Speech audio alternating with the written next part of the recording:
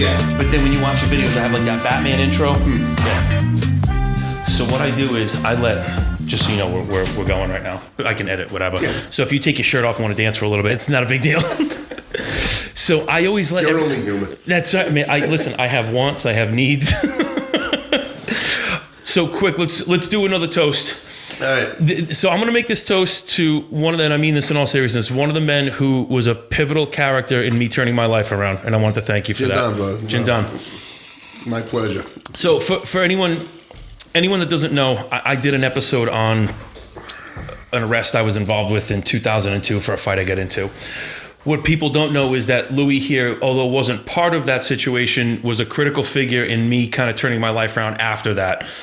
We used to go to the gym together. So for that, there are, Brian Benaduce is, I did a podcast with Brian Benaduce. Mm-hmm. My gym teacher when I was in high school, Clem Sosha, and yourself. All three of you said 1 to 2 sentences to me when I was at like a very low point in my life. Those sentences ruminated. They stayed with me my whole life. So I'm almost embarrassed to say you weren't one of the first people I thought of, because when I first started the show, it was all about fitness. Yeah. But then I listened to that cartel show about the narcotics cop. I'm like, oh, I know a guy. It was like a Rhode Island thing. I know a guy. That's a Rhode Island thing. I know a guy. Oh God. But in all seriousness, we met at one of the lowest points in my life. And I can't thank you enough. You were kind, understanding, and you had a couple of words of wisdom that to this day will never leave my heid. So I just want to say thank you. Off the right, I'm like, we talked about this, and through the phone, and I legit remember that day like it was yesterday, and it stayed with me my whole career, and when I saw you again, I think it was at Twin River. Oh my God, it was. Yeah, I think it was at Twin River. You had a stand. You had selling supplements and stuff. There was a show, like a contest or something. So we were one of the sponsors for the show. Right. And I had a table set up. So we were doing like demo. We used to call it doing the demos, like hand out samples and things like that. Yeah. But yeah. Yeah, and then we went, and that's where we reconnected, and like. Yeah, no, it's one of the oddest situations you can ever. Most people who get in trouble with the law despise the law afterwards, and that kind of becomes like something that it just sticks with them for the rest of their life. I quickly learned that you guys are better to be on the good side too. Look, when you called me and you wanted me to, you want to do my podcast and stuff. We follow each other on social media, so it's like I'm like.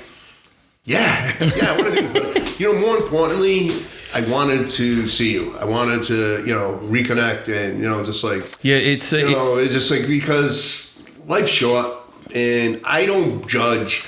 That's one of the things I've like throughout my whole career, law enforcement especially. Yeah. I don't judge. I don't because people make mistakes. So, To swing off of that, to jump off of that. So when I left my store, I owned my own supplement store for a couple of years. Everyone knows the story on the show already. I had to find a new career. So what I did is I went and I worked with homeless veterans, recovering drug addicts at the Providence Center in Warwick, in Providence on North Main Street. So I did that for almost 2 years. And that mindset, like the ability to just see past what someone's currently going through, what I found, and this is why I think that job had such a profound impact on me, was you saw people who had that one bad day, that one bad choice, or they used again, or they drank too much, or they got arrested, and that became their defining moment, and it just imploded their life. And you realize that none of us are that far from being in that situation, because none of us are rich. We don't have the resources to rebound from a catastrophic decision. One bad legal choice and you could be financially ruined for 5 to 10 years. I mean, what is a DUI now? An average of $10,000 in legal fees? It's a lot of money. So much money. So I saw firsthand how precious every choice is. So coming from someone on your side of the fence, and being able to kind of distinguish, look, it's a bad decision, it's not the end of the world. Yeah. That's saying a lot for your ability to forgive and kind of see through things, because it really is. I've seen the worst of the worst. Yeah. If you want to really say, we'll get into it. For lack of better words, it's like, yeah. Yeah, and it's scary. It's like. I have a story. I have so many stories, man. I can't wait I cannot wait to get into them. So for anyone who doesn't know, today's guest is Louie Stravato. So Louie, it was 26 years on? 26 years as a Providence police officer, yes. And how many of those years did you spend as an undercover narcotics agent? I was 18 years as an undercover agent for Providence Police. 5 of those years I worked with the Drug Enforcement Administration. I think that's when we met. Yeah. Yuppers. Where's the bell? Ding, ding. But I, no judgment. no judgment. No judgment. This is the Planet Fitness podcast. It's a judgment-free zone. Oh my God.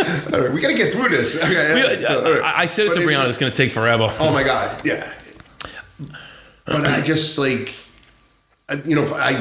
what I did. I had a passion for it. And people are like, how did you stay in so long? And in reality, if you look at some departments only keep you 5 years and you're out, because it wears and tears on you. And I've seen guys on my own department wear and tear on them, and big time. And so you got on in 87, correct? Correct. All right, so 87 to 2013. So I love that you did your homework. Go ahead. Oh yeah, I did my homework on you. Good. I also want to stress the point that your first job that you have listed was Almax. Yeah. Almax. I fucking love that grocery store. I miss Almax. There used to be one right in Coventry, right next to the China store. 7 years. God, my brother and I were talking the other day. Remember Edwards? It used to be where Best Buy is. Yeah. Oh God, yeah. So anyway, kudos to Almax. I wish we make a comeback. Squirrel.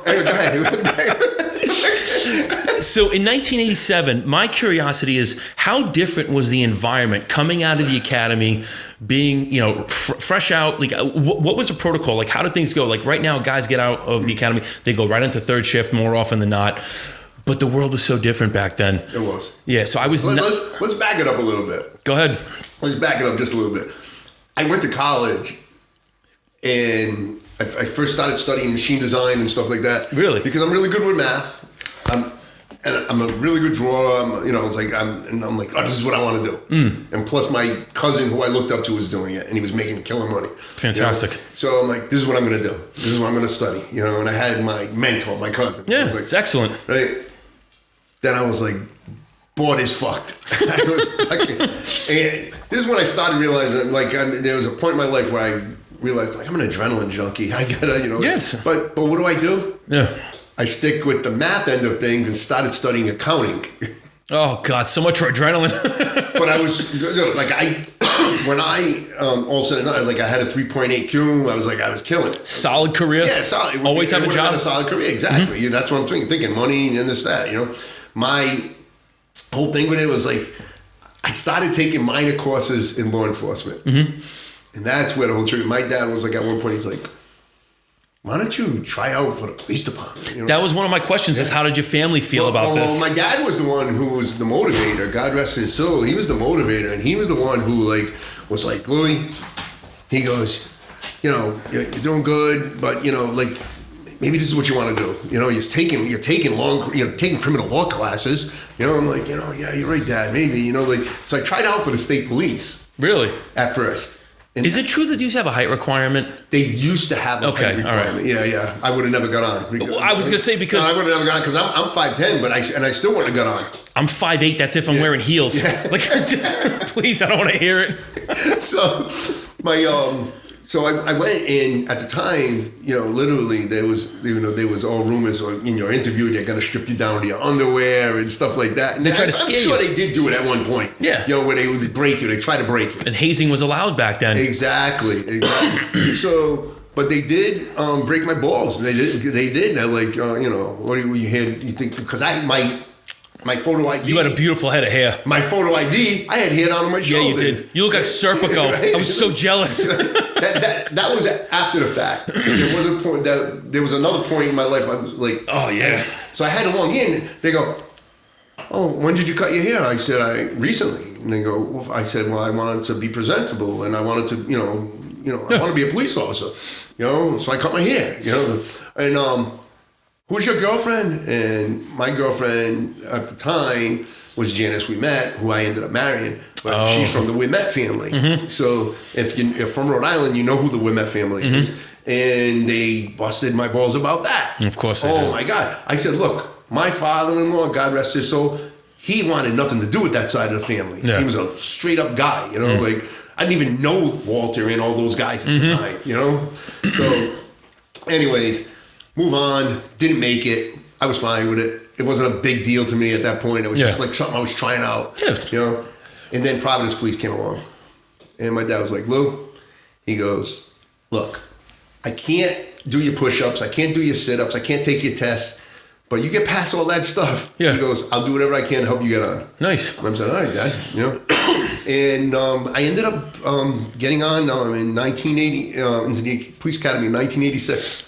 What was the academy like back then? Man, it was insane. We had one of the biggest academies in, I think, the history of the. We had 52 people in our academy at the time, and it was huge, and it was just like. It was insane. Was it paramilitary? Like just oh my god, the sergeant, Lenny Wood. Mm-hmm. I have a lot of respect for him now, but back then I thought he was a fucking nut. Of course. I actually reached out to him when I retired and thanked him and stuff. I was like, but he was badass. Yeah, he was badass. We used to go to the Brown University gym, right?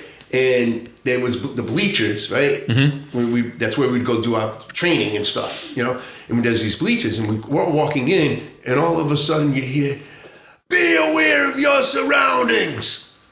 Only one of you seen me up here." Only one guy out of the bunch, Stephen Baraducci, fucking turns around and sees him up in the bleach. None of us, we were just walking in. You just.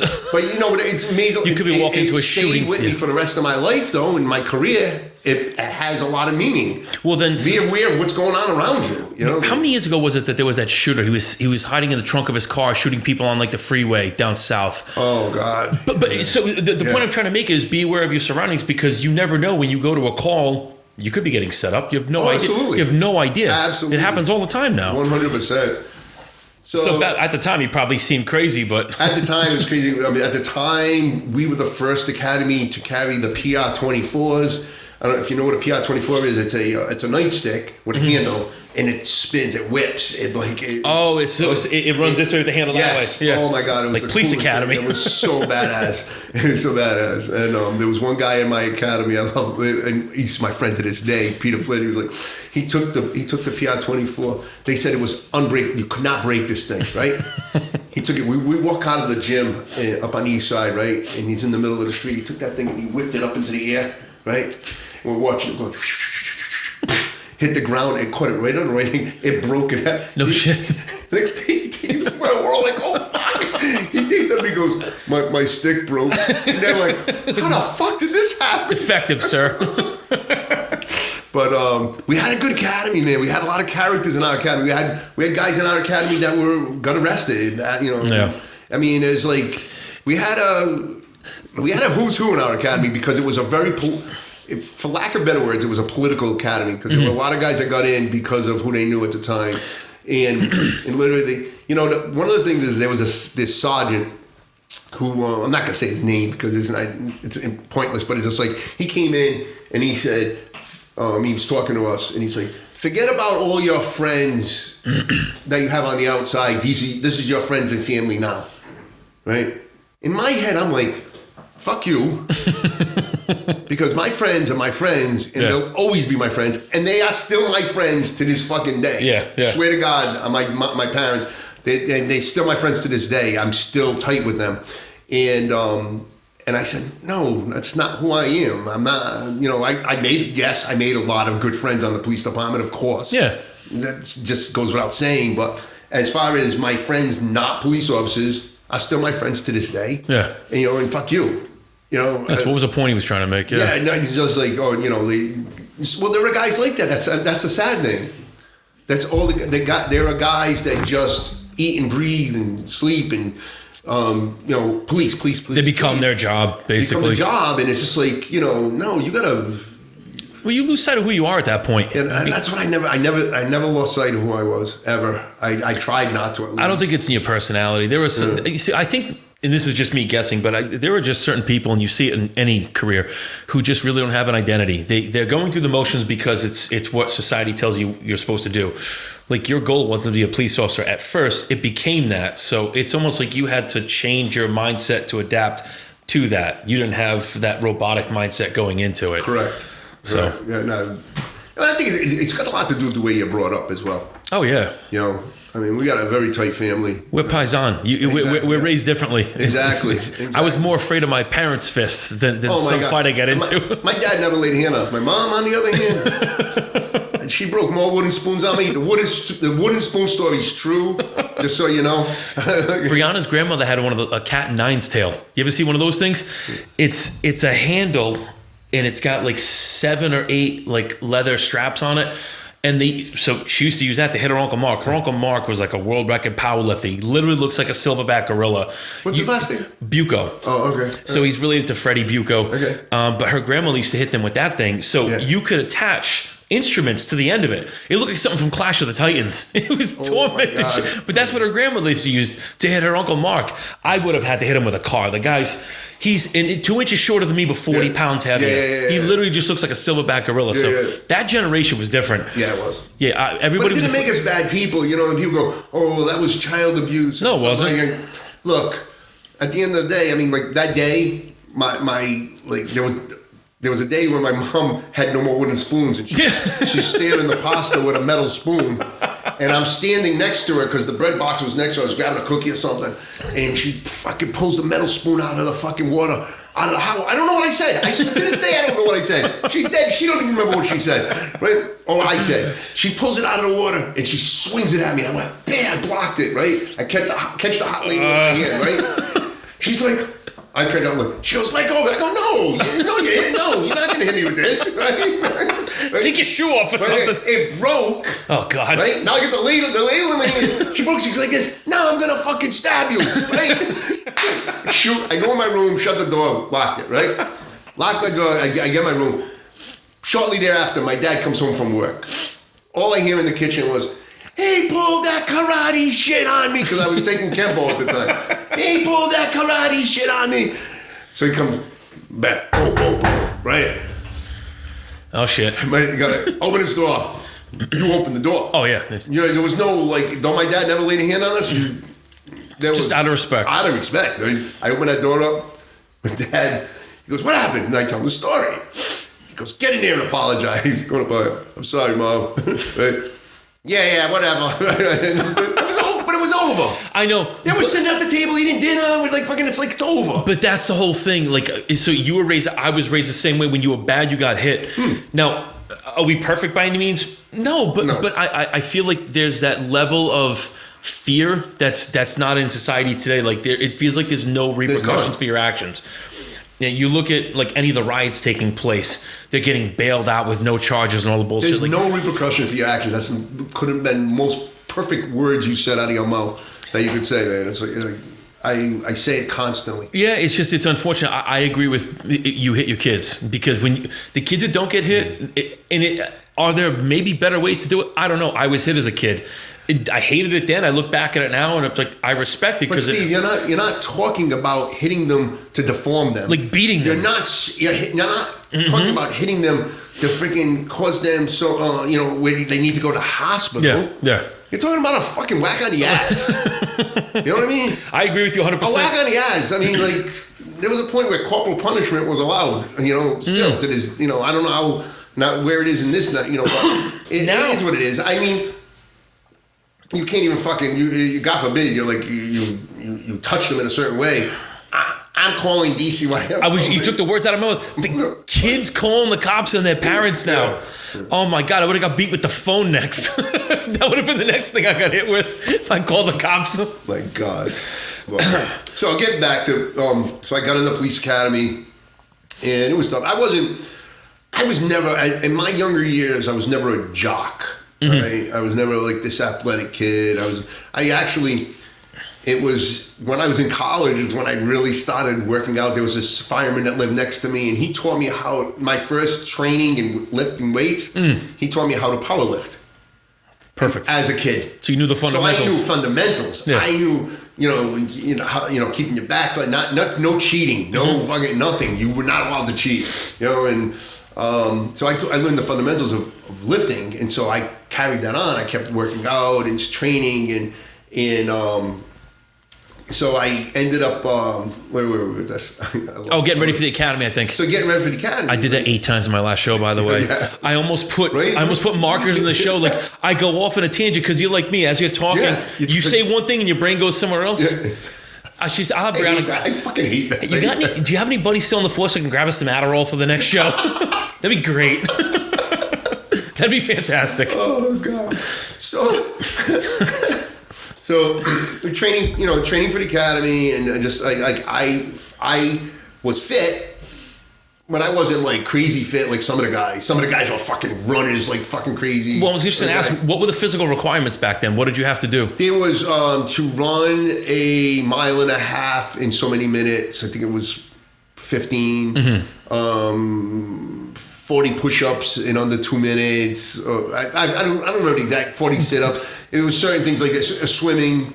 I mean, you swim too? We had to swim too. Yeah. No shit. Yeah, but not every academy does that. Certain ones do, and so I mean, but I trained hard and I passed my physical and got in, and so I mean, I didn't pass in the top of my class at the academy, but I was more in the middle area, so I didn't get on right away. You know, there was a group of guys that got on right away, and then they got on in blah blah blah blah blah. What was it?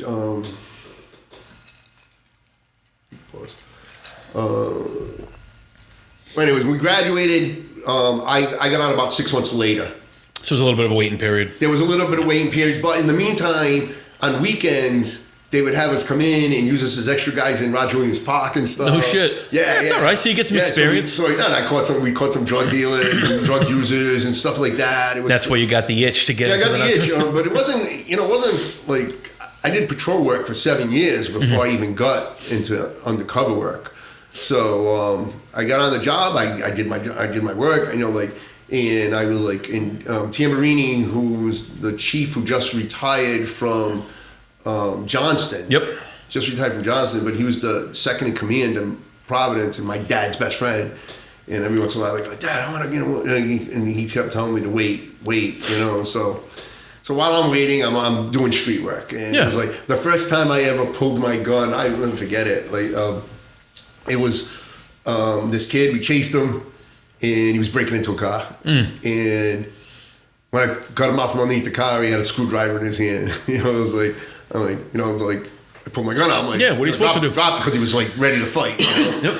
So he dropped it and we caught him. It's like, but that was the first. You remember the first time you pull your gun out. Like it's like. It's funny because I'm always as stupid as it was. No, but I'm always skeptical to ask that question with law enforcement because you never know what that could trigger with somebody. You know what I mean? So it's cool that you're so open to talk about it because that was one of the things that I wanted to go down that path to see.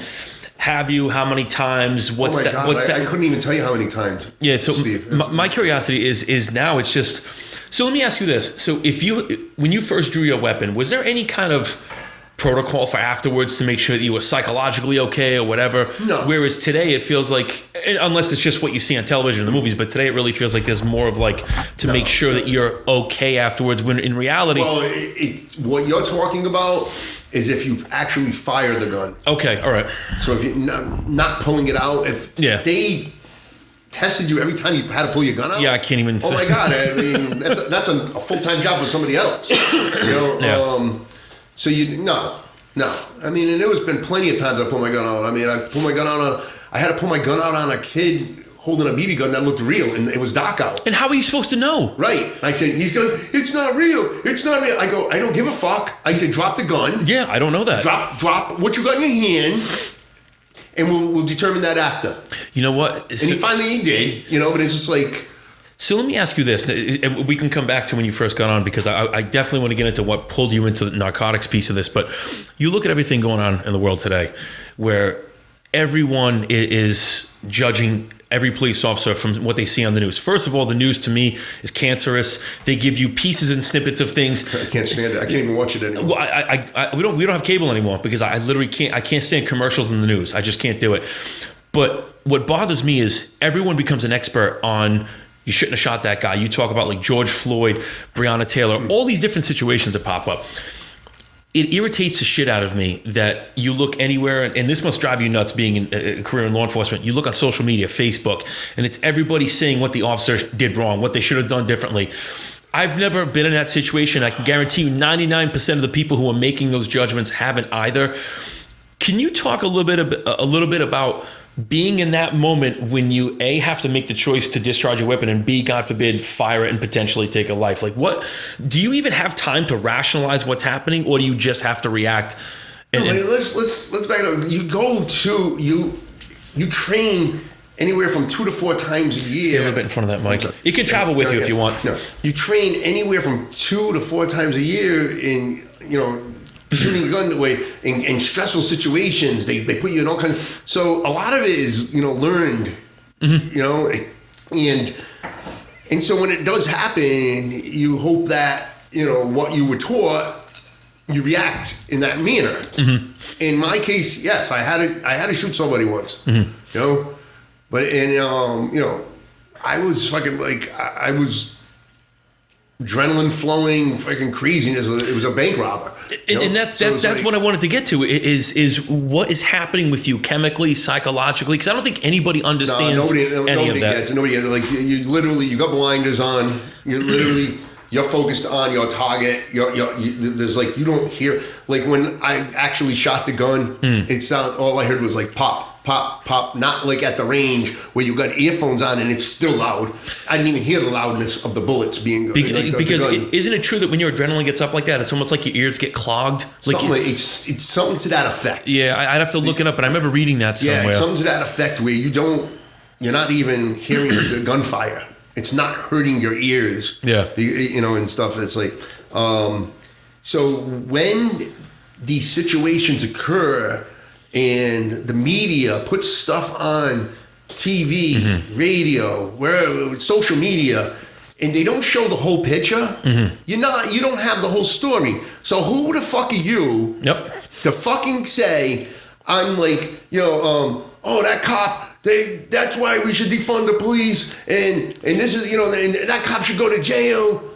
I'm like, dude, when that shooting that happened on the highway. Yep. Right? I was 2 blocks away, by the way, with one of the clients in the car. Yeah. So when that happened on the highway, like immediately I call up my boys and I'm like, what happened? Tell me what happened, blah, blah, blah. Plowing through cars. Yeah, plowing through, but people were endangered. That woman he was pushing, her life was in danger. He was trying to drive over cars to get onto the highway, and yet they still got judged about they fired too many rounds and blah, blah, blah. Like, get the fuck out of here. You got to be kidding me. Put yourself in that situation. Ask all the parents or siblings of the people who were about to be run over whose life they valued more at that time. The guy who was ready to take it or the one who was going to be taken. The cops were totally justified in what they did that day, 100%.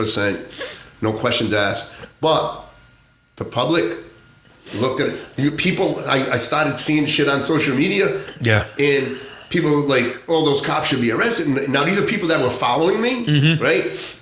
And I didn't name people. All I did was I put up a post because I don't, if people who follow me, I don't put shit up negative. I don't talk politics. I don't talk religion. I don't do any of that shit. I stay away from religion, but I'm a political troll now. That's fine. That's fine, Steve. That's you.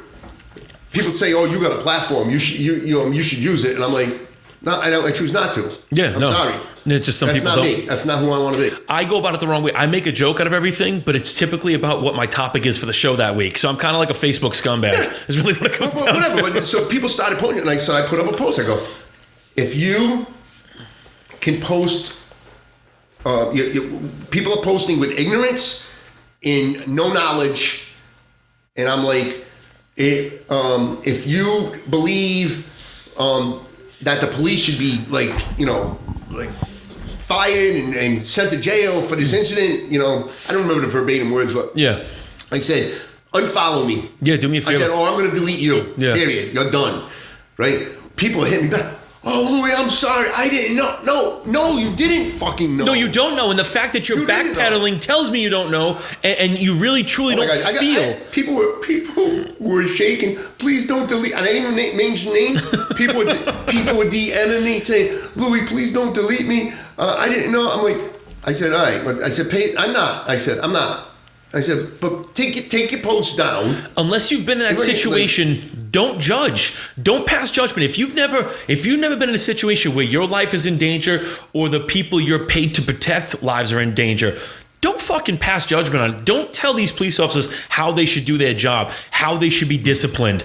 That's like you walking into a cardiac surgery and telling the doctor, I don't think you should fucking close up that valve. Why don't you back up, sir? I got that. Am I? That's what I mean. Like, it's just like, everyday people should not be doing this. These are the same people. We watch football games on the weekends, and we're saying what the coach and the quarterback are doing wrong. Yeah. Nah, man, you have no idea what's going through their head right now. And it bothers the shit out of me. And this right here, what we're doing right now, is precisely what I wanted to get into. Like, why I wanted to get... And, you know, if you're on the job currently, you're very restricted with what you could talk about. There's a lot of things that you can't say. Exactly. So I feel bad for this young crew today. Oh, man. God. I feel bad for them because it's not...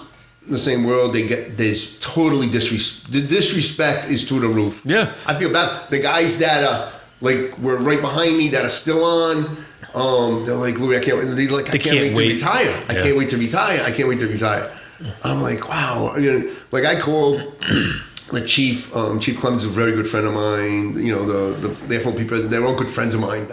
I left with a good, you know, rapport with a lot of guys. I wouldn't think otherwise, man. You're a salt of the earth kind of guy. I'd be shocked if you left hated. Thank you. But I'm not floating my own boat. All I'm saying is like that. Like I'm like, give me a uniform.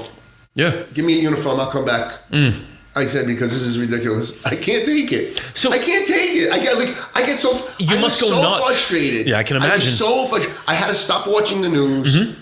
I had to stop listening. Like, I mean, like I've done a lot with Channel 12 in the road show and stuff like that. But it's like, but the media, they're not talking about that type of stuff. But I'm just saying the media itself, it's just, it drives me up a fucking wall. I'm sorry, I keep dropping F-bombs. No, you're supposed to. It's a fucking podcast. So I'm glad you brought up the news because now I had made a comparison recently. I don't know if I did it on a podcast. Maybe it was just in a conversation.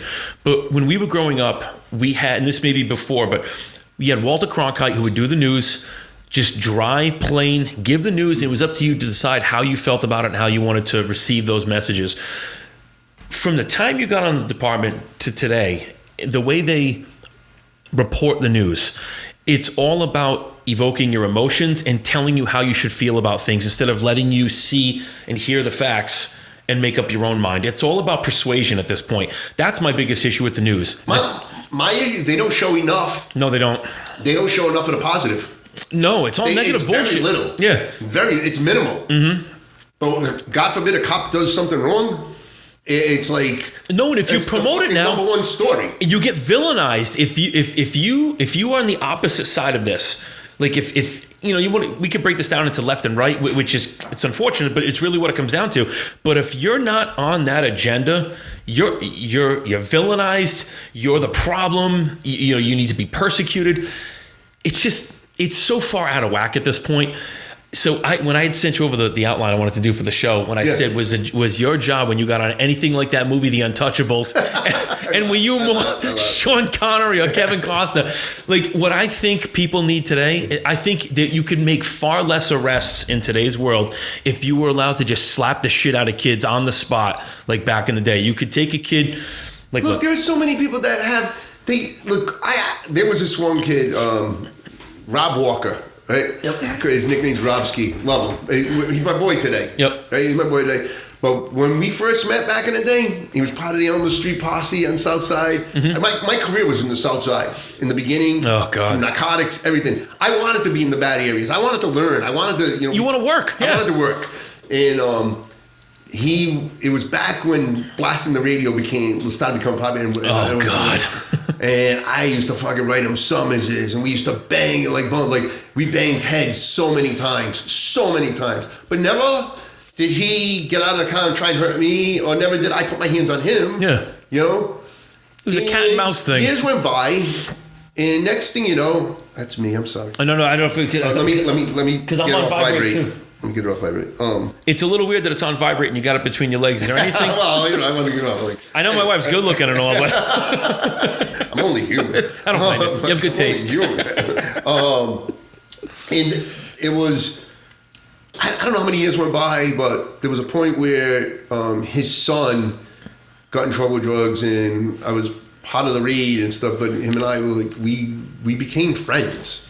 We became friends. We became, like two men who could talk to each other, and we used to joke about it. And remember we used to like, oh my God, blah blah blah. So I used to blast my music on purpose when everybody had Kenwoods and JL audios, Rockford Fosgates. Remember those speakers? So all I'm seeing is that scene from Heat where Pacino and De Niro sat down across from each other and had that discussion. That's what I'm envisioning as he telling me the story. But there has to be a mutual respect, because at the end of the day, this is one of the things Jerry Tillinghast and I talked about, is you have a job to do. He has a job that he's trying to do. He doesn't have to do it, but he's trying to do it. And at the end of the day, I feel like there would be a lot less of a mess if everybody had this mutual understanding and respect for each other. It doesn't have to get to that point where guns are drawn, people get hurt. It shouldn't have to get to that point. That was my point. Though these street gangs were like they were out on their corners and stuff like that. When we pulled up, they still had that. They had some type of respect. Yeah. Not like today. No. Not like today where they straight up tell you, go fuck yourself, go fuck your mother. They record you with their phones. Yeah, recording you with your phones. Dude, when the camcorders were like up on the shoulder, and I'm like, there's a camera. You can't see them now. You can't see the fucking things now. It was, oh my God, it was hilarious. Wouldn't it be great if you could just walk up if you were making an arrest or just busting their balls for whatever reason, and they pull out their camera phone? I feel you should be able to take that phone, smash it on the sidewalk, get back in your car and go on about your business. You want to be an asshole? Now you can get treated like an asshole. In the real world, that would be nice. It'd be fantastic. It'd be great. But there's just no respect. No. Zero. There's zero respect. Zero respect. And these young guys, a good friend of mine, son, he just got on recently, and she was scared as shit. She's scared. I can imagine. She's scared for her son, and he's a good kid. And I said, look, you got any questions, you call me. A lot of these young guys that are on brand new that never seen me on the streets, but already know my reputation from years ago. Yeah. They're like, oh, you're Louie Stravato. I'm like, yeah. It's kind of cool though. Yeah. It's kind of like I've been retired 7 years, and I got these young bucks that know who I am. No, but that's a testament to the way you conducted yourself, and it's good. The cool thing about that is you have a reputation, but you're still alive to talk about it. Yeah. You know what I mean? It's unfortunate that most guys, when they become a legend, it's after they've passed. Yeah. So that's pretty cool. So you're in a really unique position. Amen to that. Now, if you think about it, I mean, most guys become. I've been blessed though, man. I gotta say. But why were you blessed? Because you made good choices. You had good training, you surrounded yourself with the right people, and you probably had your own code of ethics and morals and values that a lot of guys don't have. So where you had to do your job just based on what I know about you and what we talked about so far, you had a very mutual respect for these guys, and you didn't view them for what they were currently going through. They were all people to you, and I think that's huge. Yeah. I think when you start to dehumanize people and they sense that, that's when you get the worst from people. So that's a testament to you. Here's the thing, I may be jumping a little ahead, but when I was undercover, there was a point I got named Cop of the Week or month or whatever the hell it was at the time, Cop of the Month, and Channel 6 wanted to interview me. That's cool, right? So I'm like, okay, it's cool, right? But they had to blank my face out. Oh, they didn't change my voice, but they just blanked my face out. They couldn't show who you were. Yeah, they couldn't show me. Just showed the back of my head. I had a Lincoln Navigator undercover cop, right? And I'm driving it, and they were like, so, I was telling them about what I do and how things, were, like what it's like to be an undercover cop and the whole thing. And I said, look, it's not, and my bosses at the time loved this next statement. I'm like, I may lock up people, and it's my job, to lock up people, but it's not always to put them in jail.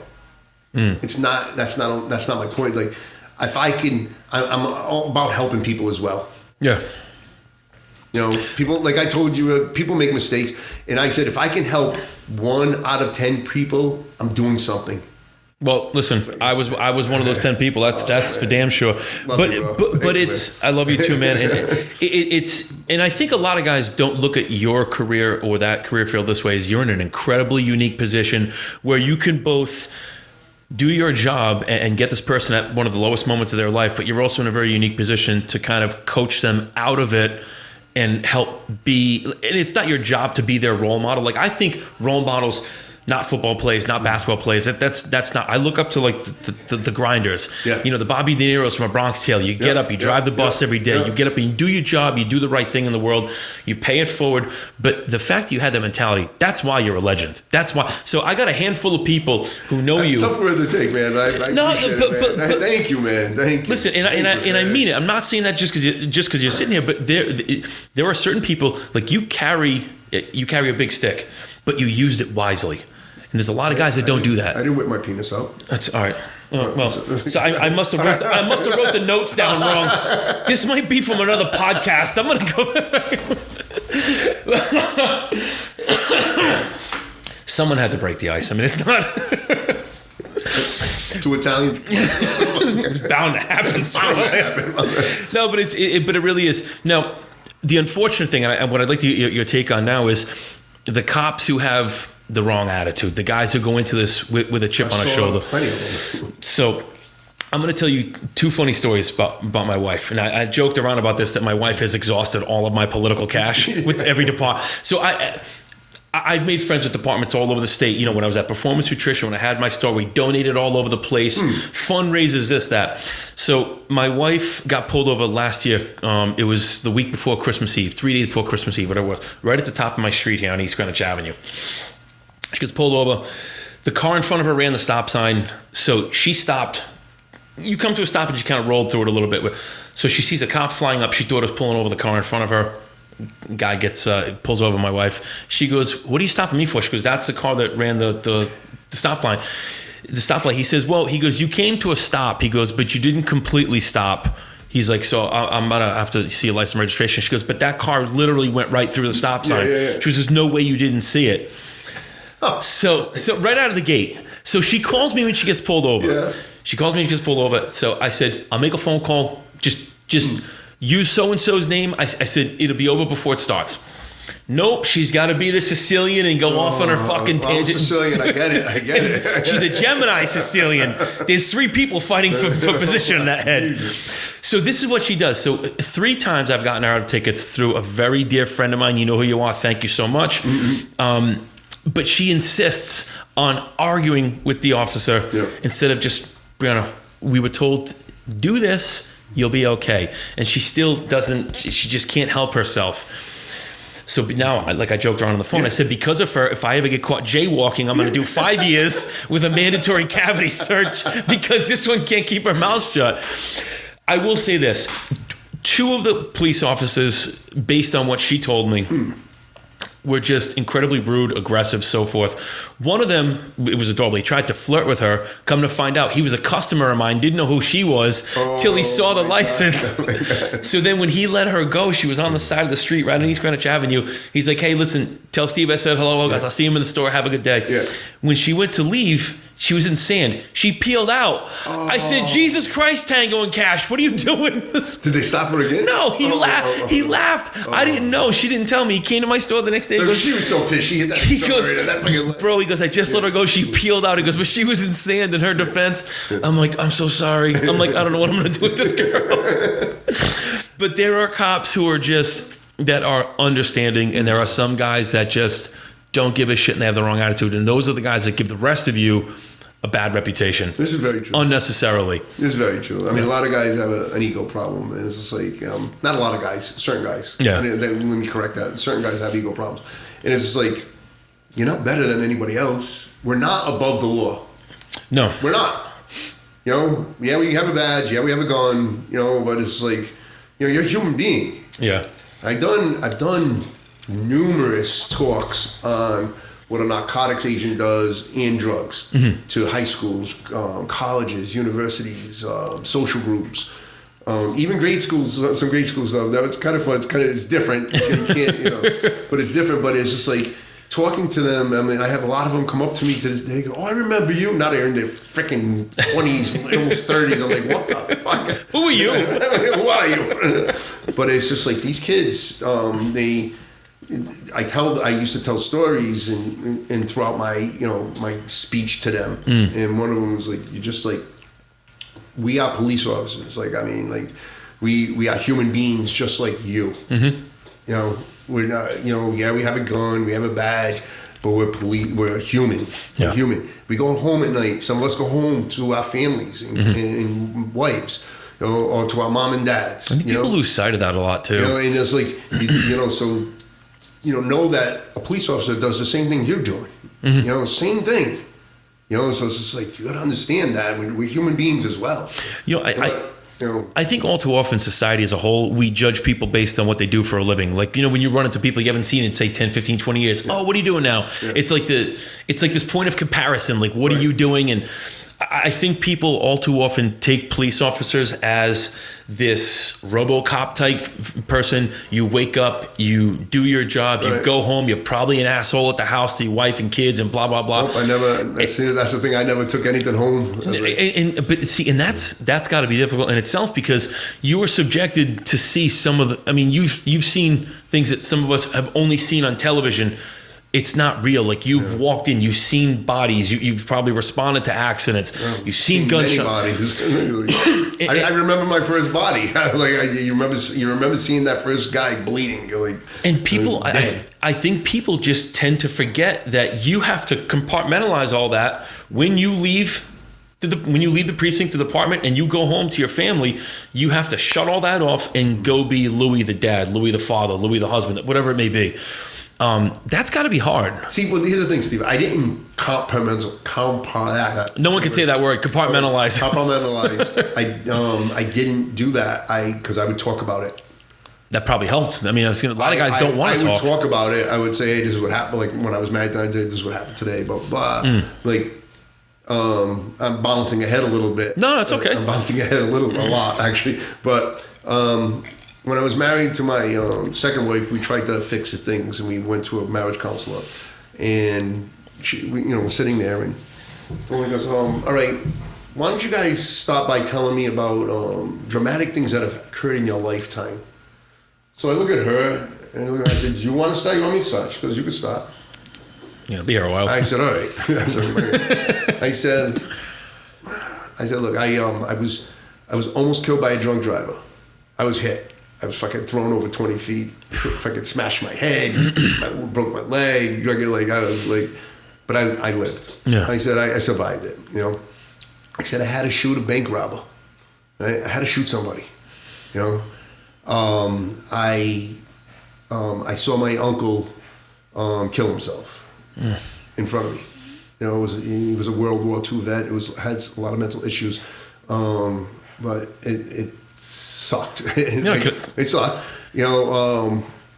And there's always there's other things, but it's just like I said to her, but I'm okay. I said to this counselor, I said, I'm okay. I'm okay. I said, she goes, you're okay. How are you okay? I said, because I don't let it affect my life, and that's not the reason her and I are having problems. But she wants to make it about that, most likely. Well, whatever. I got up. I looked at my wife at the time. I said, I'm out of here. I'm not talking to this woman. And I left. Yeah. I ended up going to a counselor, Dr. John Berenson, up on the East Side. Right.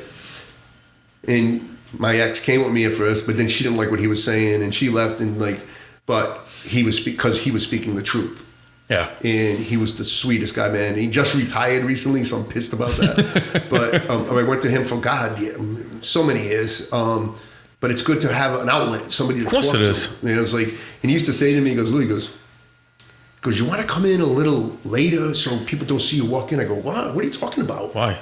I go, what are you talking about? He goes, well, no, some cops don't like to be seen like other people seen. I go, I don't give a fuck. Yeah, who gives a shit? I don't care. I said, I'm here for me. I'm not here for them. The ones that are embarrassed that they're doing this are the ones who probably have psychological problems. Yeah, exactly. Because you're living a lie. You're helping me. You're helping me. Like I have a son with mental health issues. Mm-hmm. I had, he helped me with that. Helped me with my marriages, my girlfriends, this and that, the other thing. It was like, so going to a therapist never affected me, and it never bothered me, and I freely told about it. I did this when I worked with boxing patients with boxing, and they did a big article, and one part of the article was talking about going to the therapist and stuff. You know, it's like, I think a lot of people do, because what happens in day-to-day life, and you know this better than most. So you wake up, you go to your job all day, you had an adrenaline-ridden job, and you're 100 miles an hour for whatever your shift is. Then you go home, you got to decelerate, regroup, get back into family mode, live your house, and then try to get some sleep, get up, do it again the next day. But then in the meantime, you have whether or not you're taking courses at school, you own a home, you have financial obligations, you have all these different stressors. Oh, yeah. And what happens is most people are too proud to go and ask for help or go talk to somebody to help kind of prioritize their life and figure out, okay, how proud is correct. So you don't have a strategy on how to deal with all this stuff. So then it just becomes this tidal wave. And then most people, what your brain does to protect itself, shut down. It shuts everything off. So and then you just that's scary. That's scary in itself. And, well, then what happened in your career? You probably saw a lot of that. A lot of that. These kids who had traumatic childhoods, it doesn't present itself till they're in their teens and early 20s. Yep. That's when all that shit comes out, and then you see what happens when you have all these unchecked emotions and problems. Yeah. So no, I think it's huge that you did that. Look, I saw a therapist when I was going through my lawsuit when I had my store. Yeah. We can get into that another time. But the guy that sued me for $1.26 million, I went to go see a counselor. My wife came with me. I had to, because I was like a fucking zombie for like a year and a half. You need to talk to somebody. You need an outlet. I mean, hopefully it's a good outlet. You know, somebody that, you know, can help you. What are your options? You talk to somebody and get it out, or you turn to drugs, you turn to alcohol. Drink, drugs, and then all the wrong things. And I've seen so many people do that. Mm-hmm. I've seen some friends, dear friends, do that. The drugs and the alcohol, fucking like, because they wouldn't go seek help. No, it's just, like, I go, you're just drinking the blind. The blindness of you're blacking out everything. You just don't, it's not going to go away. It's not going to go away. No, it's like you have a bad marriage in Rhode Island, but you're going to move to California. You're going to have a bad marriage in California. It's not your environment. It's exactly. It's something else. Exactly. So true. That is so true. I should have been a counselor. If I wasn't a cop, I should have been a counselor. So talk to me about what drew you to narcotics. All right. So this is really what I'm interested in. All right. So my career started out like I was a patrol officer for about 4 years. Don't get freaked out if I look around. I just make sure the battery. If you see one of those, if your camera starts to blink, blink, that means I got to change the batteries. Okay, just keep me put. That's why I keep looking around.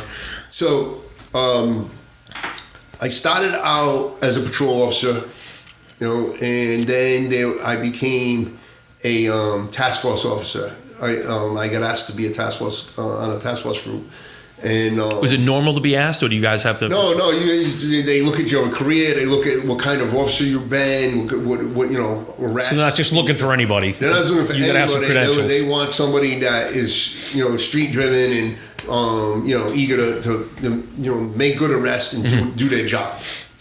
So I did that for a few years. I had a lot of fun. I had a few guys that were my partners, and it was fun because you got to bounce around. You got to go to different areas. You weren't stuck to one area unless they put you in an area because they wanted it cleaned up. Oh, okay. So you're like the Terminator at that point. Something like that. Yeah. So then from there, I went to. They started the school squad. And like the resource officers they have now? Resource officers, right, exactly. I was like one of the first officers in Providence. No kidding. With Patty Adavaya, Dean Isabella, and I think it was John Reese at the time was the sergeant or lieutenant who was in charge. Dean Isabella, any relation to Teddy Isabella? Yeah. Really? Yeah, Teddy, it's his cousin. They're cousins. Teddy's a hard guy to like, but I love him. Oh, I love Teddy. Teddy's my boy, man. I love him. He just retired from the Special Olympics. We'll talk about that after. But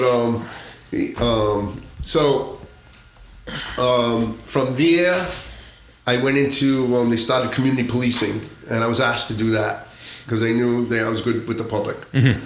So I did that for a few years. Well, you got charisma, that's good, they saw that. Yeah. So while I was doing that, I was, me and David Scavulli, we had the Silver Lake, Hartford area. How was that area back then? The Hartford area was out of control. The Silver Lake area was still kind of Italian-ish, but it wasn't. But it was on its. It was on its way out. It was on its way because when they took down the towers in Hartford projects and Section 8 started coming in, things started deteriorating. So we had that was our areas, Hartford and Silver Lake. And so we did that. While we were doing that, we got information about these guys who lived in our area that were robbing banks, credit unions, and we got involved with that. And we, our information was given to detectives. Detectives then called FBI. FBI said, we want those guys with us to work on this. So for 1 year straight. That's pretty cool. For one straight year, we were doing like surveillance, following guys, counter surveillance. How awesome is that? It was crazy. I can't think of another word, but that must be so fucking exciting. It can be very boring too. Oh, I can imagine. It can be extremely boring. It's not like the Richard Dreyfuss movie, Another Stakeout. So after 1 year, it all ended at like the FBI goes, all right, then they're not doing anything. Well, they're not doing anything because we're on the highway and you made it look like a goddamn parade following the guy. He made you. Yeah. So they kind of backed off a little bit. And it was one morning, Lieutenant Crowley, he lived in the area of one of the guys. He was going by his house. He would go by it every morning before he'd come into work. And so he'd go by and he saw a car that didn't fit. He runs the plate. It was stolen. That was their MO. They would steal a car. And then they do a job with a stolen car. Exactly. Yeah. So we all got called in. And we all met in Centerdale, right? And while I was in there, all of a sudden a call comes over, a Pawtucket credit union got robbed in Pawtucket. Right? A credit union in Pawtucket got robbed. And so we all went to certain areas. It was me, David, and Dave DeLustro was the FBI agent. And we all went to this area on Woonasquatucket Road in North Providence. Oh, yeah, I know where that is. Where one of the guys lived. There used to be a bar, Rough Stones, over there. Oh, yeah. A long time ago. I got into a fight over there. Aging or something. Fuck. All right, so we go set up, and all we know is there was an SUV, blah, blah, blah, and we were at the right spot. They pull in, and they're over there, and they pull in, and there was 4 of them in the car. One guy had a home confinement bracelet on. He used the time. He knew what time he'd get out of court. He got out of court and would go, and he went with them to go rob bank, and he'd be home back in time before any phone calls would have been made. So that's how he was getting around that. But we end up pulling in on them. Now, the FBI agent was driving, and so he wasn't as aggressive as we are. Yeah. Right? And he didn't pull in properly on the car. He gave it room to back, and because it was a one way in, one way out of this, it was in a multi-unit parking lot. Gave him room to slip away. Exactly. He throws it in reverse, almost runs me and David over, the driver, right? And I got a story about the driver later, but he throws it in reverse and comes like running at us. They got guns out. I see the passenger raise a gun. I'm like, gun! And I'm like, bam, bam, bam, bam, bam, fucking like, and I ended up hitting him, catching him in the hand, catching him in the stomach. Not that I was aiming for his hand or his stomach, because I was aiming for him. Yeah. I was aiming for him. You're looking for the torso area. Yeah, exactly. And so I got him. In the meantime, I shoot him. Then all of a sudden, one of the rear seat passengers jumps out and runs with a gun in his hand, runs across the street, runs to a field, right? And I'm chasing him, and he hits a. And now, remember, I was like about 2 change, right? Yeah, you're a big guy back in the day. So you're still a big guy, but I'm just saying. But he hits this picket fence, right? 6-foot picket fence, and he hits it, and he goes over it like a reindeer. He was only $130. He was like $135, right? You were better off going through it. In hindsight, you're very correct. I should have ran through the fucking thing. I go to try, and and it's breaking on me. I'm like, I started punching, right? So now, we ended up finding him. He was hiding in bushes. We got him. You know? I actually was shooting at him as he was running across the field too, and didn't hit him. But we ended up getting him. But that arrest led. They ended up getting federal time. We got awards. We got all kinds of things for that arrest. But from there, they said, "What do you want to do?" And I said, "I want to go to narcotics." Yeah. David wanted to go to traffic. I wanted to go to narcotics. So he got whatever. You wanted more. Yeah, well, that's what he wanted. So like I was like, "Yeah, I want to go to narcotics." And they said, "All right." And they put me up in narcotics, and I started my narcotic career. Man, it was fun, man. At first, you would drive around these cars, that like we had like this old Oldsmobile that the street kids, they all knew it was a cop car. Yeah. They knew it. We drive by, they go whoop whoop. I'm like, so one night, me and Bobby Bone, we're freaking he was my partner at the time. I had several partners, and he was one of my partners. And we're driving down Manton Avenue. Beautiful area, by the way. Yeah, gorgeous area. Going by Atlantic Mills, and the same kids. Oh, so I'm sorry. We parked the car. All right, understand, people who are not from Rhode Island, park the car. I'll say it proper, I'm sorry. Car. Steve's going to have to subtitle me later. I'll put it like the Japanese. We parked the car in the parking lot, and I said, Bobby, it's a beautiful night, let's walk. So we start walking. The same kids that were whooping us, right? Go, yo, what you need? You know? They already made your car, but now you're walking. Now we're walking. I go, I want to get some rocks, man. I want to get some rocks. He was talking about crack cocaine, right? So hey, come here. We go in the backyard. He sells to us, and we walk off. Now we were putting together an investigation, so we didn't lock him up right away. Yeah, you let him commit more crimes. Well, yeah, to build up, exactly. So we walk off, and we go, let's keep walking, man. It's so beautiful. See what else you can do. Yeah, that's good, right? So we're walking down Manton Avenue. As we're coming towards Atwells Avenue, there was a shopping cart. And so Bobby starts pushing it. And there was recycle night, so we were throwing recycles into the thing. To make it look, Make it look the pot. So we're walking down. Now we're walking down Atwells Avenue towards Valley Street. And we stopped at a convenience store. We grabbed some water and peanuts and stuff, right? And so now, as we come around onto Valley Street, going towards Olneyville, there was a car accident, right? But the fire engine was there before the rescue. The police car was off to the side, so we had enough cover as far as that. It was like nobody making us right away. Yeah. So we're pulling up to it, and we're pushing the carriage, and Bobby's like, "Where's the fire? Where's the fire?" Right? The firemen, they're ball busters. They go, "It's over there. Can't you see it?" And we're like, "Oh yeah, right." So we continue. People are looking at us like we're fucking nuts. Right? So we're walking down the street. We get down to Sanssouci Street. It's a little side street near Olneyville. And we get down over there, and I go, now the rescue had already pulled up. Now the engine is leaving, and it's coming out of the direction. I go, "Bobby, get down." He goes, "What?" I go, "Get down on the ground." "What?" I knock the carriage over. I push him down on the ground, and now I'm on top of him, like I'm doing compressions on his chest compressions. So they would stop. So, and I'm like, and they're going, "What's?" As they're pulling up, you can hear them laughing, right? They go, "What's wrong?" I go, "My Bobby, he's not breathing. He passed out," right? Now I'm crying from laughing. I'm fucking crying from laughing, but they think I'm crying. Yeah. So they get out and they check him. They see that he has a pulse and stuff. Now he had the chewed up peanuts. Yeah. Right? He had them on his tongue, and it was out of his mouth like this.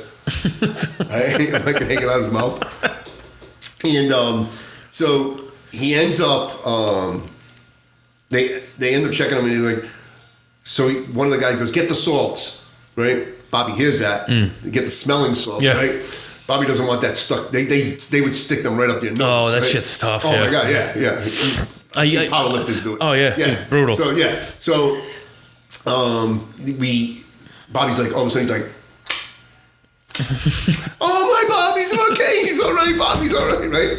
So they sit him up. They go, "You okay? Yeah, I just had too much to drink. I'll be okay. I was a little silly, you know, but." They stand up the carriage and stuff. They go, "Where do you guys live?" "Oh, just around the corner, down over on Plainfield Street." Right? "All right. You think if we picked him up and put him in the carriage, you could push him home?" I'm not making this shit up. This is God's honest, swear to God truth. What year was this? 93, 94. They picked him up, put him in the carriage, and I'm trying not to fucking laugh. How do they not know that? They put him in the carriage, right? And now we're walking down the side street. Me and Bobby are fucking dying. We're dying. We're laughing. Well, you're and I'm still pushing them, right? They already drove off. All of a sudden, they came back around. They must have felt guilty. They had to feel guilty, Steve. They come back and go, you sure you guys are, yeah, Mr. Fireman, thank you so much. You guys are the best. Thank you. So you're way in characters. We're way deep in character. So anyone who saw this just thinks you're two winos. Exactly. So we go back to the Atlantic Mills, get our car. We fucking drive. I got the engine number off the truck, and I saw that it was the Apples Avenue engine, right? Mm-hmm. So we went there, and I'm banging on the door, right? And the black fireman that was there, he looks out the window and goes, what are you guys doing in a car? So Bobby and I were huge John Lovett fans back then. Oh, perfect. Right? And we were both like, we're police officers, and we were acting. Right? The fireman goes, oh my God. They all come down. No clue. They all come down. They were dying. They go, you guys are fucking crazy. So in that moment, you knew you were meant to be a narc. Oh my God. It's like fucking I love this shit. I loved it. And Bobby and I we had a guy, this kid up on Pleasant Street area, East Side, fucking jumps in the car, wants to sell to us, blah, blah, blah. So I'm driving, and I'm being the paranoid drug user, and he's just like, he's trying to get the transaction. I'm like, all right, I think I see 5-0. Bobby goes, you didn't see 5-0, shut the fuck up, right? Bobby's like, I go, no, Bobby, I think I saw 5-0, but, and the black guy's looking around, and he's like, there's no fucking 5-0, right? And Bobby's like, Louie, shut the fuck up, just stop. All right. The guy goes, where's your pipe? So we had a fake pipe in the car. Oh, yeah. A crack pipe, right? And we show him, we go, well, you guys can smoke for the guy was like, no, here, just buy it. Give me the money and let me get out of this car. You want to get the fuck out of the car? Right. So once he makes a transaction with us, we pull over and Bobby jumps out and we grab him right away, right? The guy had a fucking 10-inch machete. No shit. Yep. We pulled him out. We searched the car. Had a 10-inch machete. But he was like, man, he goes, you guys are fucking crazy. It was like Abbott and Costello. You guys are fucking crazy. I almost jumped out of this car. Right? You freaked out the drug dealer. He goes, but you know what? If I had to be locked up by somebody, I'm glad it was you guys. Right? We didn't even charge him with the machete. No. And we could have. We could have. We just charged him with the it was a felony. It was like, an unlawful delivery of a narcotics to us, undercover. It was like, but, geez, the shit we did, the stuff, the houses. I used to love to be, when you raided a house, I was the Ram guy. Talk about the preparation with that. All right, so the preparation for that is you have to, there's a lot of work involved. Because you have to build a pretty sizable case at that point. You have to get a warrant. You have to have the case that has probable cause to put you inside somewhere. So, for example, if I was to buy narcotics from you,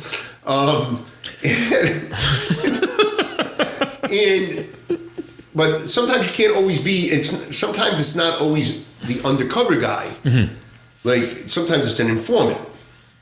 Like I would send an informant that already knows you into the house. It's somebody you may have known that I locked up for possession, and they're like, I know somebody big, I can get you, blah, blah.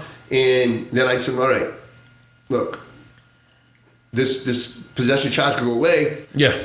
But you got to go, you need to go to that house and buy some drugs for me. I have a little bit of familiarity with this scenario. I've heard of this. So they would go and buy, they would go into the house and buy. And they'd come out and they'd tell me, who it was. And there was times they didn't know the guy's name. So now you had to do research. You had to, run the plates, City Hall, all different stuff. And this is all part of building your case. Building the case. Yeah. But just the point of, there's been plenty of times back in the day where I didn't know, I could never find the guy's name out, but I just named him white male John Doe. 5'8", 180 pounds, So description, but no name. Description, muscular build, blah, blah, blah. That's what I would put in it, because that's what I was given by the informant, and then you throw it in, and it's called a controlled buy search warrant. Mm-hmm. So as long as you're being before a judge, and as long as it showed enough probable cause, the judge would sign it. Mm-hmm. I mean, it got to a point where I would bring my search warrants to certain judges, and they go, "Hey, Louie, what's up?" And they knew my style, they knew what I did, and they glance, And then like there's plenty of times we went to judges fucking 1, 2 o'clock in the morning. No shit. Because we needed stuff. Quick, yeah. Yeah. And there were certain judges that were on call that would do that. You know, Judge DeRobio, God rest his soul, he was one of them. He was the balls, man.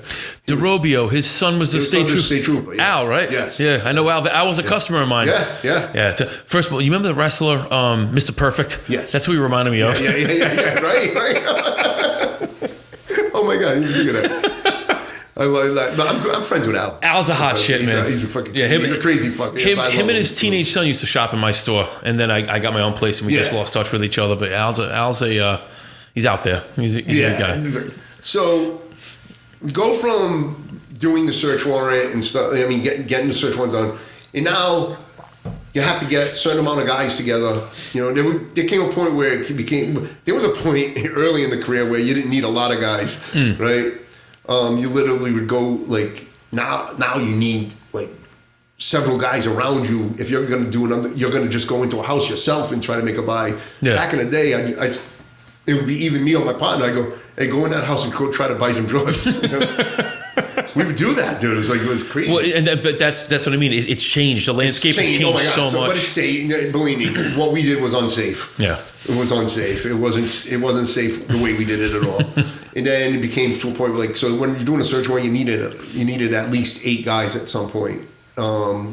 So you'd go raid a house. You'd go to the house. You'd set up. You'd give this, the game plan of what's going to go on, who's going to be doing the RAM, who's going to be seizing, evidence, and who's taking the front, who's taking the back. So everyone knows their position. It's almost like a military operation. Exactly. Yeah. Everybody knows their position, and like I used to love to be the RAM guy, man.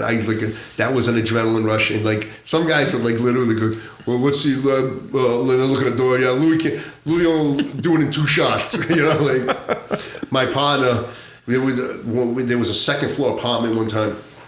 We're going up the stairs, and there's no landing, so it steps into the house. Like, so the door was there, so you had to take the ramp up and go up and over. Jesus, and over, how much does that RAM weigh? 75 pounds. That's like a bundle of fucking architectural shingles. That's no joke, right? Yeah. So up and over. My partner was fucking 5'6", 160 pounds. He goes, I would have thrown him off the stairs. I want to do it. I go ahead, knock yourself out. Knock yourself out, man. Go ahead.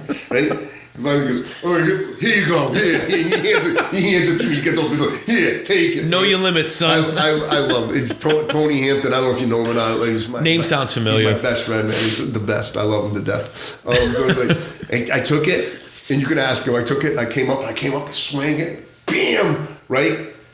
Frame, everything fell forward. Popped it right in. Everything fell forward. He goes, I loosened it up for you. Yeah, of course you did. It's like when your wife asks you to open the pickle jar.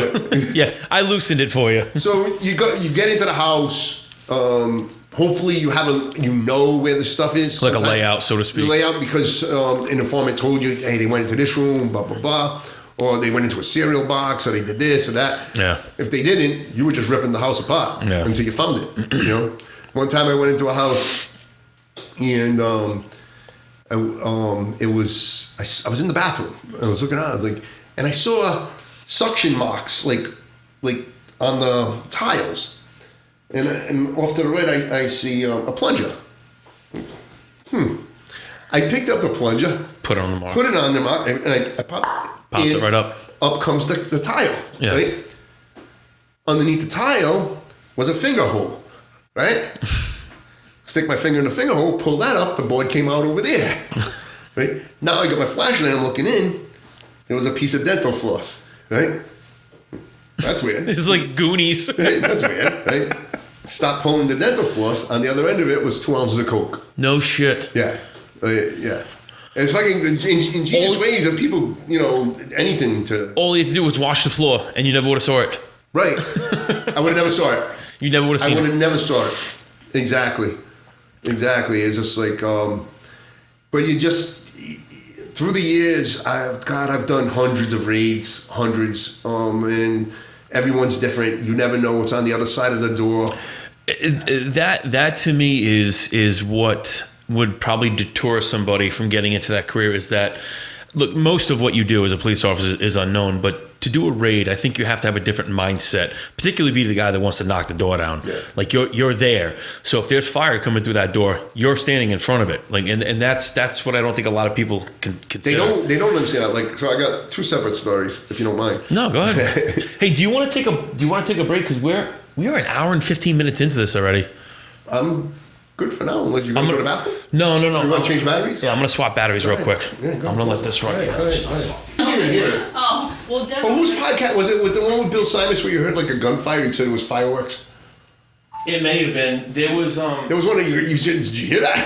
Well, it was right before I started filming with Jordan Kohler. He was the youngest defensive coordinator in collegiate football history. He was my last guest. Right before we started, there was 2 fisher cats out here. Sound like a little kid screaming. Oh yeah, I've heard them, man. Yeah, they're nasty. Then you heard 2 of them at the same time. I'm like, okay, that was definitely a fisher cat. That may have been it, but I think it was with Bill. Yeah, I think it was Bill. In front of the house. Yeah, it was Bill. It was like, I think it was a firework or something. He goes, shots fired. Yeah, and you mentioned, thank God I have a bunch of guns. I don't know anything about that. Yeah, well, you said it on the air. We'll see. What are you cooking? It smells delicious, by the way. 2 different kinds of fish and oven roasted potatoes. You hungry?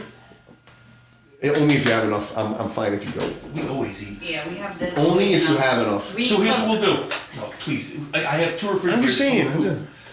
I'm not like. So we'll do like another hour. I'll wait till these batteries go because it's 6:45. Then we'll come out and we'll have some dinner. Okay, Steve. Sounds good. It's 6:45 or it's 6:45.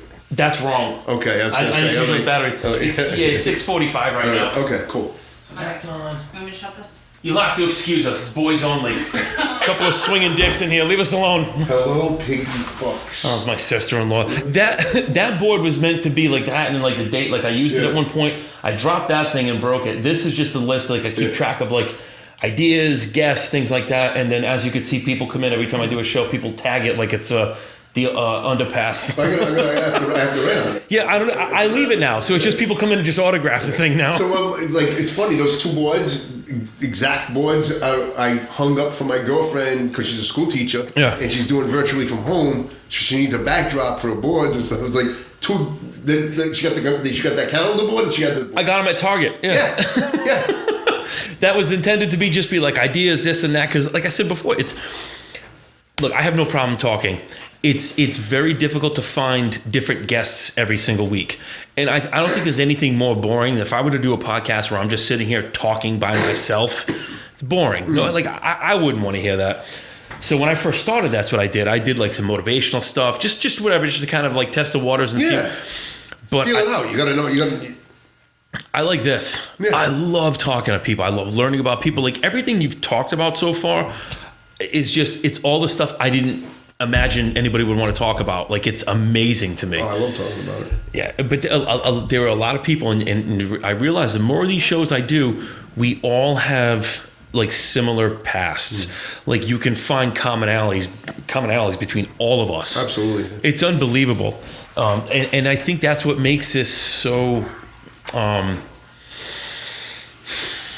I don't know, like addictive. Yeah. Like I love learning and talking to people. I don't know why, but I do. That's one of my things. When I was undercover, it was such an adrenaline rush for me. I just loved every second of it. And so many guys can't handle the extreme of it. Some guys end up doing drugs. Yeah. Some guys end up breaking.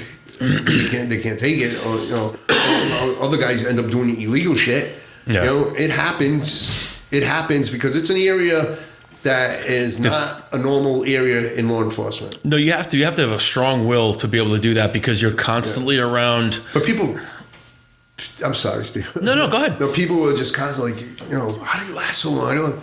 I said, like, I don't know. I just like, I love what I do. Yeah. I love my career. I love what I did. And when, I know I'm getting off subject here. We're supposed to. It's a podcast. All right. Okay, cool. You people don't know any better. Just fucking deal with it. I'll talk about the raids in a second. Yeah, we'll get into it. But when, after 18 years, there was a huge incident that happened where a couple of officers got arrested, narcotics guys got arrested with an informant and stuff. And I was accused by the informant. Now, the informant was a contractor, and he would do side work. and I needed a new garage door put on my house, so I hired him to put it on my house. You know, not thinking anything else. Yeah. I know he was an informant for some of the guys, but it was just like, that wasn't the point. Yes. My point was I needed work done. So at the time I had just, we'll get into it after, but I was on The Amazing Race, the TV show, The Amazing Race. And all of a sudden all this shit went down. Well, this informant accused me and my partner of paying him in drugs for his services. I'm like, what? Well, I got put on desk duty for 8 weeks. I was through the roof, pissed off. I can imagine. Through the roof. I was at the AG's office. Patrick Lynch at the time was the AG. He was my friend. PM Chin was the AG that was handling the case. I was talking to them almost every single day. Every single day. I'm like, I didn't do anything wrong. I didn't do this, right? I don't know why I'm being accused. And I mean, how ridiculous is what he's saying that I did, you know? But just the accusation. The accusation was ridiculous. Yeah. You know, nothing what the other guys did. You know, it was you know, I don't know why I'm just because. Why? Because I was on fucking TV. You know, and literally CBS was calling me and like, Louie, do not say anything to the media. I had paparazzi following me, dude. I had paparazzi people like because I was on TV. There's people set up on my house. There's people set up on my mom's house. My mom, God rest her soul, at the time she was bringing garbage out, and they came running up to her. Can you tell us about your son? And like, I'm like, I was fucking. I would have been furious. Oh my God! I said, you know, when they finally caught up to me, I said, I'm not talking to you, and I said, not cool what you did with my mom. You know, I said, not cool, and they were like, she was very sweet. We're sorry. I go, I can't talk to you. CBS does not allow me to talk to anybody. The truth will come out soon enough. Yeah, and Rhode Islanders are a different breed. We don't take when you attack us. No, especially mom. Just be prepared. Don't fuck with our families. Fuck my family. No. So, where were we? Are we talking about like the paparazzi following you around? Like, the paparazzi being accused about bullshit. And then you know that all that shit happened and it went down, and I got put on desk duty, and it was just like fucking like it was awful. That's a real punishment to take someone who wants to be out in the field. Oh my God! To sit still for 8 weeks. So that sucked, you know, and it was like a downside. But the chief at Esserman, I'm not a fan, but whatever. At the time, I said to him, he goes, he was thinking of putting people back. Anybody over 5 years was going to go back to uniform, right? And I went up, I said, can I have a meeting with you, sir? And he goes, yes, you can come tomorrow, blah, blah, blah. And so I went. I said, sir, I'm near the end of my career. I said, I love what I do. Just leave me in narcotics. Let me train the new guys. Let me, you know. Yeah, just leave me be. Just leave me be. Let me be, you know. And he goes, let me sleep on it. So it was just before Christmas, right? Oh, right around Christmas. And he came up to the office. And he walked in, and he was walking towards the sergeant, one of the sergeants, and he goes, like, Steve, I didn't give a fuck. At that point in my life, I go, sir, did you sleep on it? He goes, you're a tough one, Stravato. He said, sir. You were nice. You know, you're tough. It's January 1st game, we're back in uniform. Steve, when I put that uniform back on after 18 years, right? The girl I was living with at the time, she was busting my balls because I had a beard, I had to shave. You had to clean everything up. I just had to go. I only had the porn stash now. I had everything cleaned up, right? And I'm putting the vest on and everything back on, and it was January 1st, and it was fucking the January 2nd. It was like I was sweating, like pouring off of me. Yeah. It was cold, and it was sweating. You're agitated. Right? And I go. For the first time in my life, I felt like I was claustrophobic. For the first time in my life, I was like, I just wanted to rip everything off. Just aggravated beyond belief. But for 2 years, I went back in to uniform, and a lot of guys didn't think I was going to do my job. Like they thought I was just going to fucking just come back and just you know, ride out. I was like one of the first cars at most of the calls, and then it was times when guys would come to my calls at my post. And I went back to the south side again. Did you really? Went right back. Yep. I went back to the fucking south side. Yeah, I don't blame. But listen, you're wired for. That's what you want. You want the action. They should have taken the fact that that's what you wanted, despite where you were in your career, and just granted it to you. What was the rationale behind putting you back in blues anyway? Because of that whole incident that went down with the other cops, and they're saying that nobody should have more than 5 years of narcotics. That was so the temptation may get to you or some shit. Yeah. But if your name's cleared, that's irrelevant. Exactly. Literally irrelevant. Anything that was accused of me was unfounded. Yeah. It was like... That's like if you get caught chewing gum in class, instead of punishing the person chewing gum, you punish the whole class. Yeah. Yeah, I don't agree with that methodology at all. So you took a good cop who's great at what he does. Yeah. And you put him into something. The bosses were pissed. I can imagine. The bosses were pissed. They're like, Louie did nothing wrong. No, what were your metrics at that point? Like, how do they judge your productivity while you were in narcotics? Because my question, the reason I'm asking is, did productivity and arrests and everything go down when you were taken off out of narcotics? Yes and no. I mean, I being in the office, I just helped the guys that were up there, helping them with their search warrants, making sure they put the right wording in their search warrants. Mm-hmm. Even though I was being punished, I wasn't going to let my brothers and sisters. No, don't poison the well because of someone else's more actions. It's not their fault. Yeah. So I ended up going back, and so for 2 years I went back in uniform, and on my post, I'd be on my post, and fucking guys, and an incident went down one time. This guy was loud mouth, fucking back and forth, and so one of the guys that I was working with comes over and he starts screaming. I'm like, after it was all over, I said, next time you come to something on my post, I said, you shut your fucking mouth. Mm-hmm. I said, because I had that under control, and you just fueled it and fired him right back up again. Yeah. I said, shut your fucking mouth. He goes, okay, I'm sorry. How many years on the job was this guy? At the time, and now I was 20-something years. Maybe he was 10 years, you know. And then another time I went to a house where this young kid, 18 years old, the entrance door was like a closet door, but he punched a hole in it. Yeah. You know, because those are thin, flimsy doors. Punched a hole in it. He punched a hole in his wall. Right? His mom and his sister were scared. No father. Mm-hmm. Spanish kid. And he was in his room. They go, where? I go, where is he? He's in his room. Go in his room. There he is on the video game. Didn't even look up at me. He kept playing video. I go, how you doing? I said, I'm Officer Louie. I put my hand out. Nothing. Now my partner, who was with me, well, not my partner, but the guy that followed in on me. Yeah. He just stood back the whole time, watching me, just watching my back. So I'm talking to this kid, and I started talking to him. I said, look, I said, I have a son like you. I said, I have a son like you. I said, you get high, you play your video games, you suck at school, you don't have a lot of friends. I said, you need help. I said, you're scaring your mom and your sister. You're supposed to be the fucking man of the house. Yeah. You're scaring your mom and your sister. Now he puts the game down and he's listening to me. And I go, once I got on his side. You understood him. I understood him. Yeah.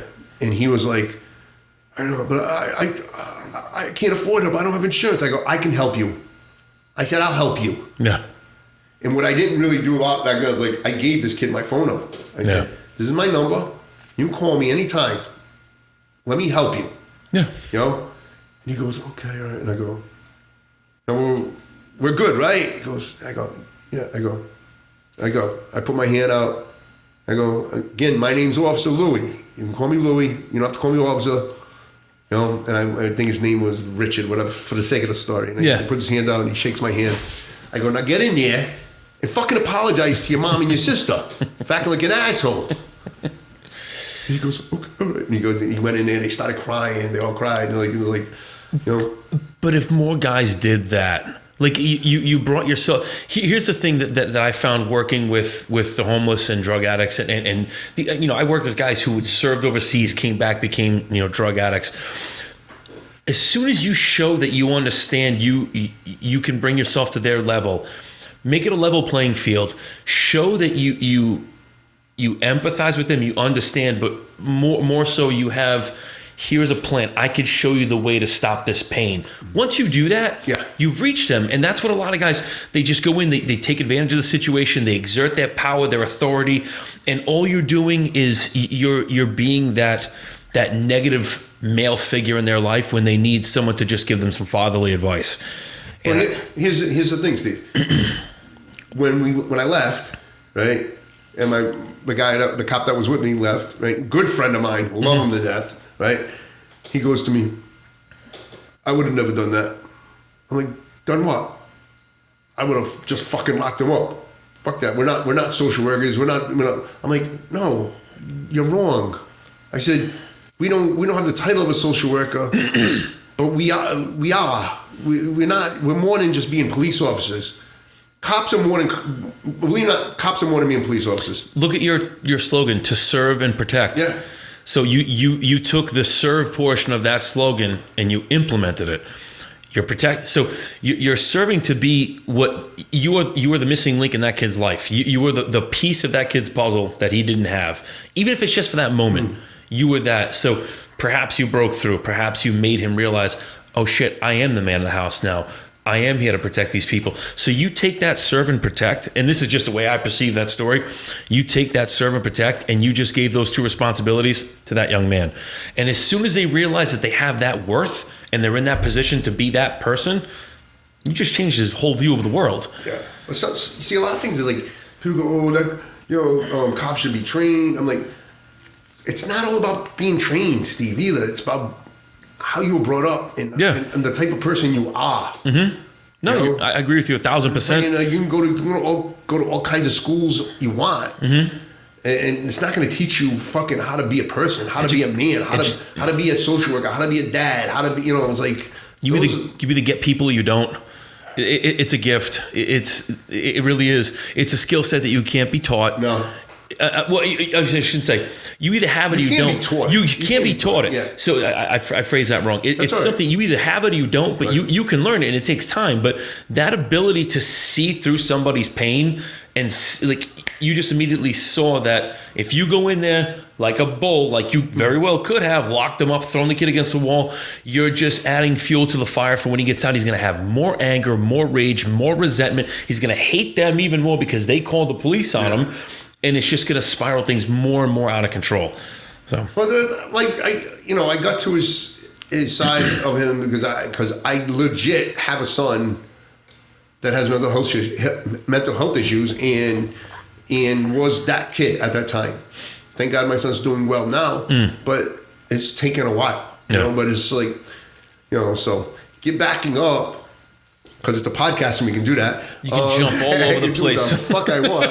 I like that. I like that I can do what I want. Well, I thought I had to be on like a red. Like I was like, do I have to be like fucking like on a schedule of things I say? Or like, no. So here's what I love about podcasting is because like when you're on the road show, there's probably broken down into segments. Here's what we're going to cover. Boom, boom, boom. Very regimented. Exactly. Now, when I talked to Brian Benedus, the guy I told you that taught me how to work out, we went over his first book on agoraphobia and anxiety. Now, I've known Brian about 27 years now. Now, I watched an interview. He's a big Chatham guy. He's got a house out in the Cape.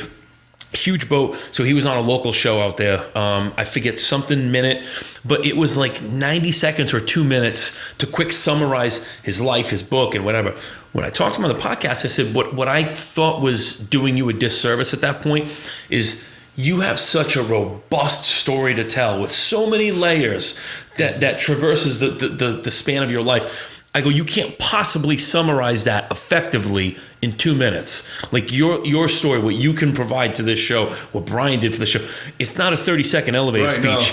No, and that's what's cool about guys like you on our podcast, because you guys can fucking do whatever you want, go wherever you want, but it gives you time, because my guess is your brain works like me. As you're talking about one thing. Yeah, I'm totally went the other way. Yeah, so you remember something else. This last conversation, I just jumped years into my career. But that's what I'm saying. Yeah. So when I sent you over the outline and you would like, oh, if it's scripted or whatever, like I don't script it. I put put that out there just because these are the points These things I'd like to talk about. because I'm gonna forget. And we may not talk about everything on that. My guess is we're gonna have a follow-up because at this point we're like almost 2 hour and 40 minutes into this, right. and I feel like we've just scratched the surface of Louie Stravato. So go ahead, man, do your thing. So, all right. So, backing up raids. We did this. We raided this condo on Federal Hill, and big heroin dealer. Is this right on the historic Federal Hill? Or, Yeah. I know once you get down the other side of the street. No, there. well, like it was between Westminster and Broadway. Okay. All right. Okay. And we get there, and it was DEA, which I was assigned to at the time, and Providence PD. Right, we worked on this together, and most doors open in. All right, doors that open out, you need to use a halogen wedge. It's a wedge that the firemen use to put into the wedge of the door near the locking mechanism. So it's like a nail. Okay. There's the guy behind you swinging the ram at it like a hammer and nail, punching it. And so the guy holding the nail, right, is like pushing at the same time to pop it out, to pop it out. So that's me. I'm holding the nail, right? The guy behind me is swinging the ram, right? Swinging the ram. Now my partner, Tony, like from Providence, he's over there. He was gonna be the first guy through the door. As the door's popping open, there was a view, and there it is. There's a guy on the other side of the door with a gun. Oh Jesus! And he yells "gun," and everybody pumped me the fuck up. I got away from. I'm sorry, I got away from the mic. You can hold out your hand if you want. And all of a sudden, people yell, "Louie, push!" Right? I pushed with everything I got. Trying to pop the door open. I did pop that door open, but in the meantime, the guy swinging the ram catches me right in the shoulder. Oh. Right? Boom. Right? But that door pops open. I don't feel it. I don't feel it. Adrenaline's through the roof. Adrenaline's through the roof. We run in, tackle this fucking kid to the ground. Right? Got the gun from him. 2 kilos of heroin, 60,000 in cash. Another gun. You know. So it's quite a few charges racking up. Yeah. It was a great raid. He's probably still in jail. I would not doubt it. We end up grabbing him. We end up, but it was a great raid. Yeah. Right. Ton of paperwork. Like, but that night, like 3:00 in the morning, my phone's ringing, and I was married to my second wife at the time, and my phone's ringing, and it was my partner, and he was cocked. And I'm like, Tony, what's up? And he's like, you could be dead right now. You could have been shot. I'm like, I hesitated. I go, Tony, your training kicked in. The gun was pointing down. It wasn't pointing up. I said, if you were to shoot him, you would have been justified. Yeah. But you didn't shoot him. And we're all okay. We're all alive. That's my point going back to when I said we're all human. We are human. Yeah. This is the story I would tell the kids in colleges, especially the kids that are studying law enforcement. I said, you're human. You're a human being. Things affect people differently. Oh, yeah. I went home. I went to bed. I'm tired. Had some lasagna, called it a night. No, my adrenaline was freaking up through the roof. You know, so I was fine. But him, it bothered him so bad. Yeah. It bothered him bad. So it was like, but it was just, we have all types of different incidences. And I've seen dogs get shot, and I hated that. That used to bother me. That would bother me more than shooting a person. Oh my God! For example, we raided this house one time. Now this is a door where if I hit it, I had to be the first one through it too, because it was up some steps and there was no room. Yeah. Usually I'd hit the door and I'd step move to the away. side and everybody would go. This was ram, drop ram, gun out, right, and boom, right? It was quick, but I trained. I trained to do that. I knew how to do it. I was quick with that. As I'm coming through the door and I'm about to drop the ram, here comes the 3 assholes are sitting on the couch fucking smoking a bone, right? They didn't move. They're like ah! And when the kids goes, the door was unlocked. My landlord's gonna kill me. Right? Here comes this pit running at me. Ugh. Head like this, right? Fucking running at me. Bum, bum, bum, bum, bum, bum, right? Fucking, I'm like, I didn't drop the ram. I went like this. Let it attack the ram. I was ready for the jump, and I was gonna throw the ram and then draw if I had to. Right. Yeah. Well, when I stepped to it, it went. It drew on its brakes. Yeah. And I just slowly kept walking at it. And now guys are behind me like, Louie, get out of the way. Get out of the way. They want to kill it. Yeah. I'm like, no. Yeah. Fuck you. Yeah. Fuck you. Let the owner get control of it. Fuck you. No. I walked that dog into the kitchen. There was his cage. The dog walked right into his fucking cage. I closed it. No shit. Yeah, that's good. I closed the fucking cage. The guy, they were like, you're the fucking dog whisperer. You're the fucking... Give me an example of a raid that went wrong, and whether it was something procedurally, something you guys weren't maybe prepared for, or maybe you didn't have one of those situations, but... No, I guess like... going wrong is there's not really ever going wrong. There's times you've hit the houses, and there was no drugs there. Yeah. But you found paraphernalia. Yeah. Which covered you. And you had the control buy, So I personally never got sued for an unwrongful search warrant. There was times where we thought it was the right door and it was the left door, like it was one of those type things. Oh, like a townhouse or something. And whacked the wrong door. I mean, it can happen. Yeah, shit happens. It can happen because you're going off what an informant told you, and hopefully that's a reliable informant. No, what happens if they give you bad information? No, can you hold that against them at that point, or no? But if you do your case right, you'll learn the bad information before you even do the raid. Okay, all right. We've had informants like go make buys.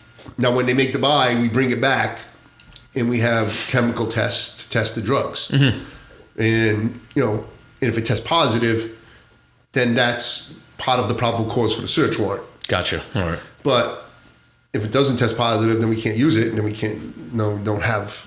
Yeah. So you can't get a warrant. You can't get a warrant. So. What is, and I'm only comparing this to like TV and movies. Yeah, go ahead. But what are the repercussions if you enter someone's domicile without a warrant and there's nothing there? And on the flip side of that, if there is something there, would there ever be a situation where you would do that? Here's the thing. There's without a warrant is what's called consent to search. Okay. Before we go with totally without a warrant, totally without consent to search either. But consent to search, I just locked up John Doe on the street. He had 3 ounces of crack on him. We asked him, look, you got anything else at your apartment? Let us help you out, blah, blah, type thing. Yeah. All right, so we have a consent to search form where he signs it and gives us permission to go into his apartment and search. That's without a search warrant. But you have consent. We have consent. Yeah. There's chasing somebody who's a fleeing felon, from a drug, and chasing them into a domicile. That's different as too. Now when you chased him in, he went into a room and you saw a gun, or you saw drugs in plain view. So it gives you probable cause. Then that gives you cause. What you may do at that point too is stop and just shut down the house and go get the search warrant and put in the search warrant what happened, what occurred. I got you. And then get the search warrant for what happened at that point. To actually go into a house and search it without any of those things is insane. Just asking for trouble. Is asking for trouble. You just better know how to write it up or talk about it. So what do you think has changed from the time you got on up until today? Like, what do you see as like the major differences, or even from when you retired in 2013 up until today? You still have a lot of friends. Guys just can't do their job out of what's going on in this world today. It's almost like some of these people think they have a free pass to. That's exactly what it seems like. To fucking be bad. That's exactly what it feels like. Not everybody, but there are people out there that are just like, oh, fuck it. Cops aren't going to do anything about this. Perfect example is that when you get these people who are at the protests and they're standing face to face, you have all the police standing right there in their gear and the shields, and they're yelling. You don't know how bad that fucking bothers me. Have you ever been in a situation like that? No. Well, I had a guy not a protest or anything, but I had a guy. I pulled up screaming, got in my face, started screaming and yelling. And I go, whoa, stop right there. Do you hear me yelling and screaming? He's looking around he's like, no. I go, can we start over again? Yeah, what are you yelling at me for? Can we start over again? Because I'm not the bad guy here. He's like, I'm working. He goes, okay. But it's about how to talk to people. But these people, there's no talking to. No, there's not. It doesn't seem like there is anyway.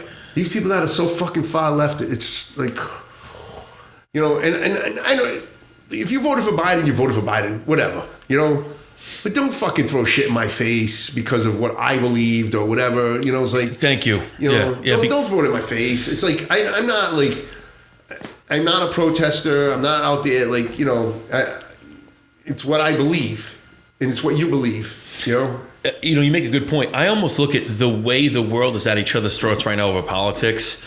It's politics is becoming, and this is why I typically in the past have always stayed away from politics and religion, because they're two very divisive topics that do nothing but create verbal tension. Now, you look at the way since the creation of man, how there have been fights and wars and disputes over religion. Politics is now getting to that point. Yeah. You're either left or right, red or blue. Like that line has been drawn in the sand, and politics is now no less volatile than religion. It's on par with it at this point. Look, you talk to anybody that's deep into politics, and they will tell you that the Democrats of yesterday are not the Democrats of today. No, they're not. They're not even close. My dad was a Democrat. Mm-hmm. My dad was a well-loved councilman in the Silver Lake section of Providence for 18 years. Mm-hmm. Loved. Dad would get up in the middle of the night. I remember taking calls at 3 o'clock in the morning. I remember during the blizzard going out and walking. And once him and my neighbor, because we lived up on Uniconacket Hill, mm-hmm. and they, the plow, they had these big army type plows broke down. Mm-hmm. So my dad goes, and the neighbors, they got their snow blowers, and they literally cleared out the street to get to the main street. Yeah. Right? And then my dad went to the pharmacy, walked to the pharmacy and brought medicine to people that needed it. My dad had illness, back injuries, and just he was a mess, but it was all about the people. And you don't see that today. No, you don't. You really don't see that. It's like these guys, so it's like, it's all about the title. You're a fucking, some of these, there's certain council people that should not be council people whatsoever. Oh, that goes without saying. Yeah. Whatsoever. Who the fuck do you think you are? No, and everything you need to know about what politics has become today is the fact that you get into politics. I'll take Obama because he's one of the more profound ones. He was worth, I think, $1.3 million when he got into president. He's worth $340 million right now. You don't see many people go into politics anymore because they want to do the right thing. It's prestige, it's status, and it's earning potential. Mm. Donald Trump, on the other hand, and it just feels like I'm turning this into that conversation, but this guy's lost almost $1 billion of his net worth since he became president. Mm. He's become the villain of the country. That's the problem. Is I think you need more people who are in it for the right reasons and not just because they want to line their pockets on our backs, because it's really the middle class who bears the brunt of everything. See, this all goes back to the local mayor, governor, and the bosses of police departments not being able to do their jobs because of these people. Correct. They're handcuffed. As ironic as that is, they're handcuffed. Look, you know as well as I do. Anybody who knows me knows I don't talk politics. I don't talk religion, shit like that. I just don't do it. It's just like, but the bottom line is, it is fucking politics. Yeah, it's infiltrated every area of our life. Look at sports. Yeah, I don't watch sports anymore. I watch. I'm such a huge football fan, and I was watching the Patriots game, and the Chargers had some shit on the back of their helmets, and like, all right, that's not a place for it. No, that's not the place. You're working. That's not the place for it. It makes no sense. I personally, that's my opinion. I agree with you. No. My views are not the views of the body shop, so don't fucking blame him. But we do share them. I'm not going to give that a disclaimer. I agree with 100%. So. No, but there's a time and a place for everything. The average person can't go into work and have these discussions without being fired, written up, reprimanded some way, shape, or form. I think there's a time and a place for all these things. It was funny. One of the things I wanted to talk about was how much the political impact when you first became a police officer up until now, because it seems like you can't have a conversation now about being a police officer or a firefighter without talking about the unions and the political side of that whole thing. Can you talk a little bit about how that's changed since you got on, or was it as prevalent back then and we just didn't realize it? There was a point where look, my brother's gay, and I have gay friends. I don't give a fuck. Mm-hmm. That's what you choose in your life. That's fine with me. I don't care. It makes no impact on my life whatsoever. None. People who throw fits of a gay marriage, like, what do you care? Who cares? I look at it this way. It contributes to that state's local economy because they're going to pay the same way everybody else does. All those vendors to cater and take care of their wedding. It's a good thing. I think, what do you care? So the point I'm getting is that, like, one of the first things I recall seeing very politically involved. Like, Santy had his ways politically. When he was in office, when I was on a job, man, if somebody came over, like, I remember a cop coming over the radio and saying, "I'm driving this garbage can on wheels," and next thing you know, the next day, Santy said, "Every car that's not drivable, get them off the street. We're buying new cars," and it was in good ways, but then he had his bad ways. Yeah, God rest his soul. So I'm not talking of ill of the past, but it's just like he had his ways. And then when David Cicilline was mayor, and then he had his ways. Like, for example, like, it was, you couldn't walk down River Road as a male, straight male, you'd get raped. I mean, you walked into the woods, we would see guys performing sex in the woods. What was the address?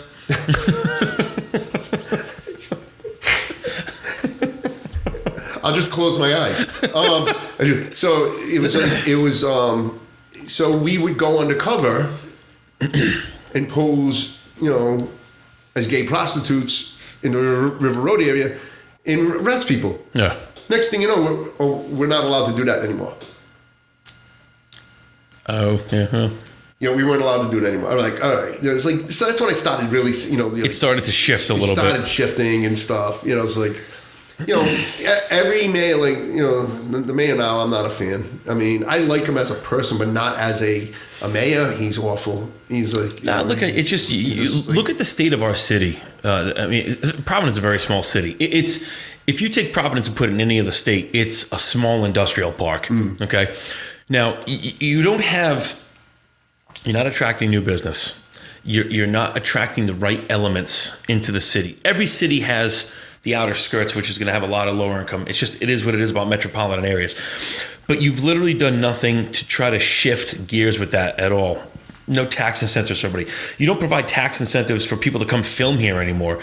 There's just a lot of decisions that are being made at the mayoral and at the governor level that are just hindering an already small state. We're kind of a pass-through. It seems like the only thing to do here is you come in for the food or you come in for the beaches or Newport. Right. Aside from that, there's really not much else to do here. There's no water parks, there's no amusement parks, there's really nothing. So over the past, I don't know how many decades we've had of politicians, no one's really figured out how to capitalize on Rhode Island at all. I'm not saying I know how to do it, but I haven't seen any of our elected officials figure that out either. So when you start to really put these policies into place, which have nothing to do with anything, like gay, straight, lesbian, black, white, these are all irrelevant issues. Yeah. You should be focusing on what can you do to take the smallest state in the country and make it as appealing as possible. You have Watch Hill, where you filmed a movie with Mark Wahlberg, you said? Yeah, but not, I did, but it was in Boston, but it wasn't here. But I think he recently bought a place in Watch Hill, didn't he? Did he really? Yeah, I thought I read that. Right. Taylor Swift's got a place out there. Yep. So no, I know she does, yeah. So you got maybe a handful of things to attract people here. Capitalize on them. Build up everything else around it. That's where the politicians, I think, go wrong in this state. There's not much to do here. I mean, Cianci was on the right idea of reconstructing downtown Providence. He was awesome. Yeah, he did a good job of that. He wanted Providence to be like the best city in the nation, you know? Yeah. Like, so It was actually funny. I wanted to ask you that. Like, I from my memory, I feel like Providence was at its best when Buddy Cianci was around.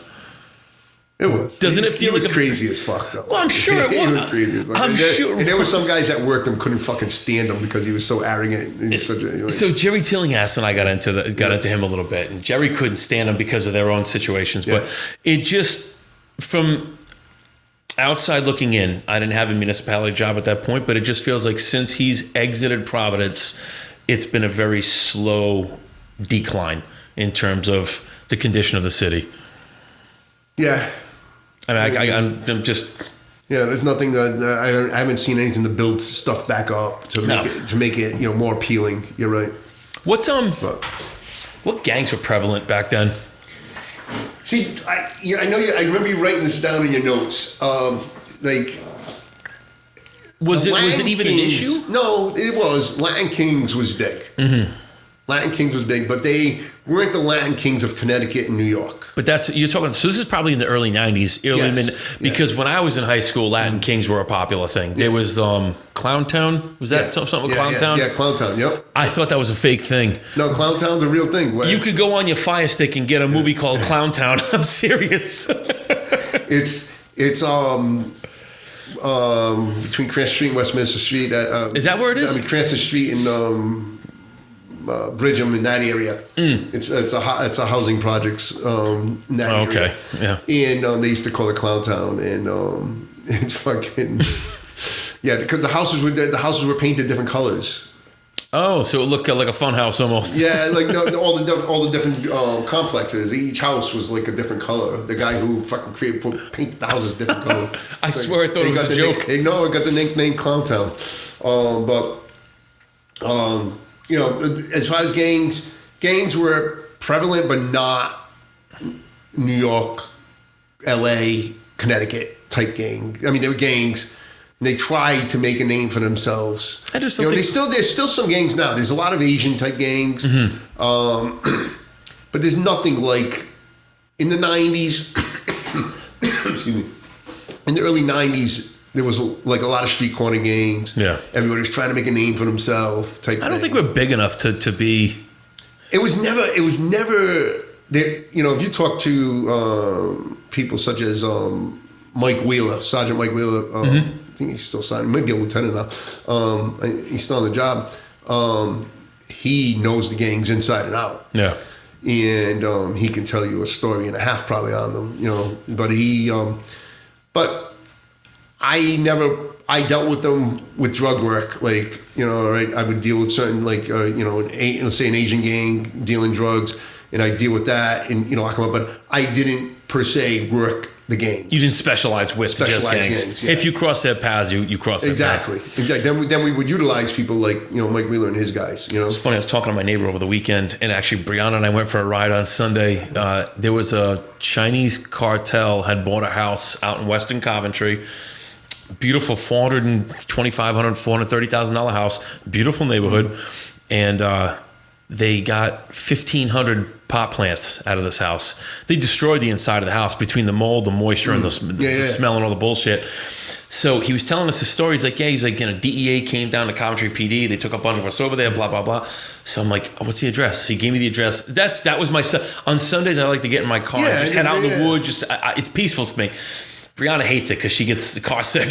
So we get in the car and we're like, let's go see this house. And it was just surreal to look at this beautiful neighborhood out in Western Coventry, off the beaten path, beautiful yards, nice houses, nice cars. And you have this one house where everything's now boarded up, busted glass, tape all over the place. So I said, did you actually catch anybody? He said, no. He said, you know, from what we understand, the guy came by like every 2 days or so, watered everything, did his thing, whatever, but they didn't come by that often. But they estimated about $2.5 million every 3 months. They had the house since 2018. So you do the math, it's about 8 quarters. So you figure about $20 million in 2 years. Jesus. Yeah.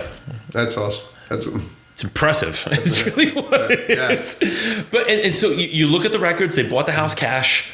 You know, so it was just, they literally bought the house, knocked down all the walls. They had lights all over the place. It was just a grow house. So They make their money back. You pay $350, $400 cash for it. You make that money back in the first grow. Yeah. And it's just all profit after that. It's, you look at it for someone who's struggling in life, but you know how to do those things. It's hard not to want to gravitate towards that. Or you can just break your ass like the rest of us, go to work, get 40, 50 hours a week, whatever it is, get your overtime if you're lucky, live months. And that's the right way to live life, man.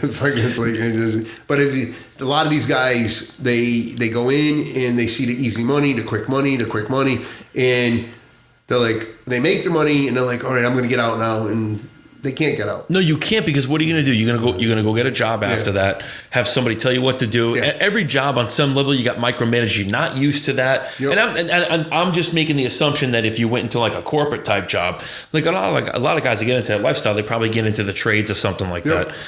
So it's just, it's hard. And it's hard. So and here's the other thing people don't consider is once you get wrapped up, once you're in the system, once you have that black eye on your record, it's hard to get out from underneath that. Yeah. It's hard because it's not easy. It's daunting to look at, like, so when I had gotten arrested, I had 13 years. So I had 3 years probation and I had 10 years till I can get it. So for 13 years, I had an arrest on my record. Yeah. So you think about that. It's 13. It's a long time. Long 13 years. It sucks. It goes by quick. It's a long 13 years. But when you first get that, it's overwhelming. I was fucking distraught. Would be. Yeah. But it's one of those things that just. I was lucky enough to have the right people give me a couple of kind words, or the right people around me to kind of pull yourself out of it. Now you dealt with people who didn't have that. They didn't have that person in their life that can help pick them up when they're down. Right. So they just stay down. And that's how you get. It's sad. Yeah, it is what it is. It is sad, and you get wrapped in that cycle. It sucks. Yeah. It fucking blows. But that's cool that you can actually go and, like, you give the speeches, like the high schools, middle schools, things like that. Because, that was a lot of fun. I missed that. Oh, I could imagine. I missed it because the kids they have some crazy. It was, it's funny. Most kids had intelligent questions and stuff like that, and it wasn't until I spoke at classical one time. Oh. And then you had the tree huggers. Yeah. Isn't alcohol worse than, like, I'm not here talking about alcohol. Yeah. It's not what I'm here They're about. trying to compare, weed to alcohol, and I'm guessing that's funny. What that's It was funny. It was like, here you are dealing with some of the smartest kids in Rhode Island, supposedly. And, no, I have a lot of friends that graduated classical that are brilliant. But I'm just saying, it's just that you're already teaching that far right, far left. At a very young age. Yeah, mentality. But they're trying to argue the potency of certain chemicals. Oh my God! Please. So, I was throughout my career, like I ended up getting noticed as an expert in my field in courts and stuff. Legend. So it's pretty cool. Like I could actually testify as an expert in narcotics. Oh, that's cool. Stuff like that back in the day. How many times did you get dragged into court? Not a lot. It wasn't a huge amount, but did you like it? I did like it. Yeah. So I used to advocate for a lot of these guys when I was at the Providence Center. I would go to the courts. I was at court like once a week, sometimes twice a week.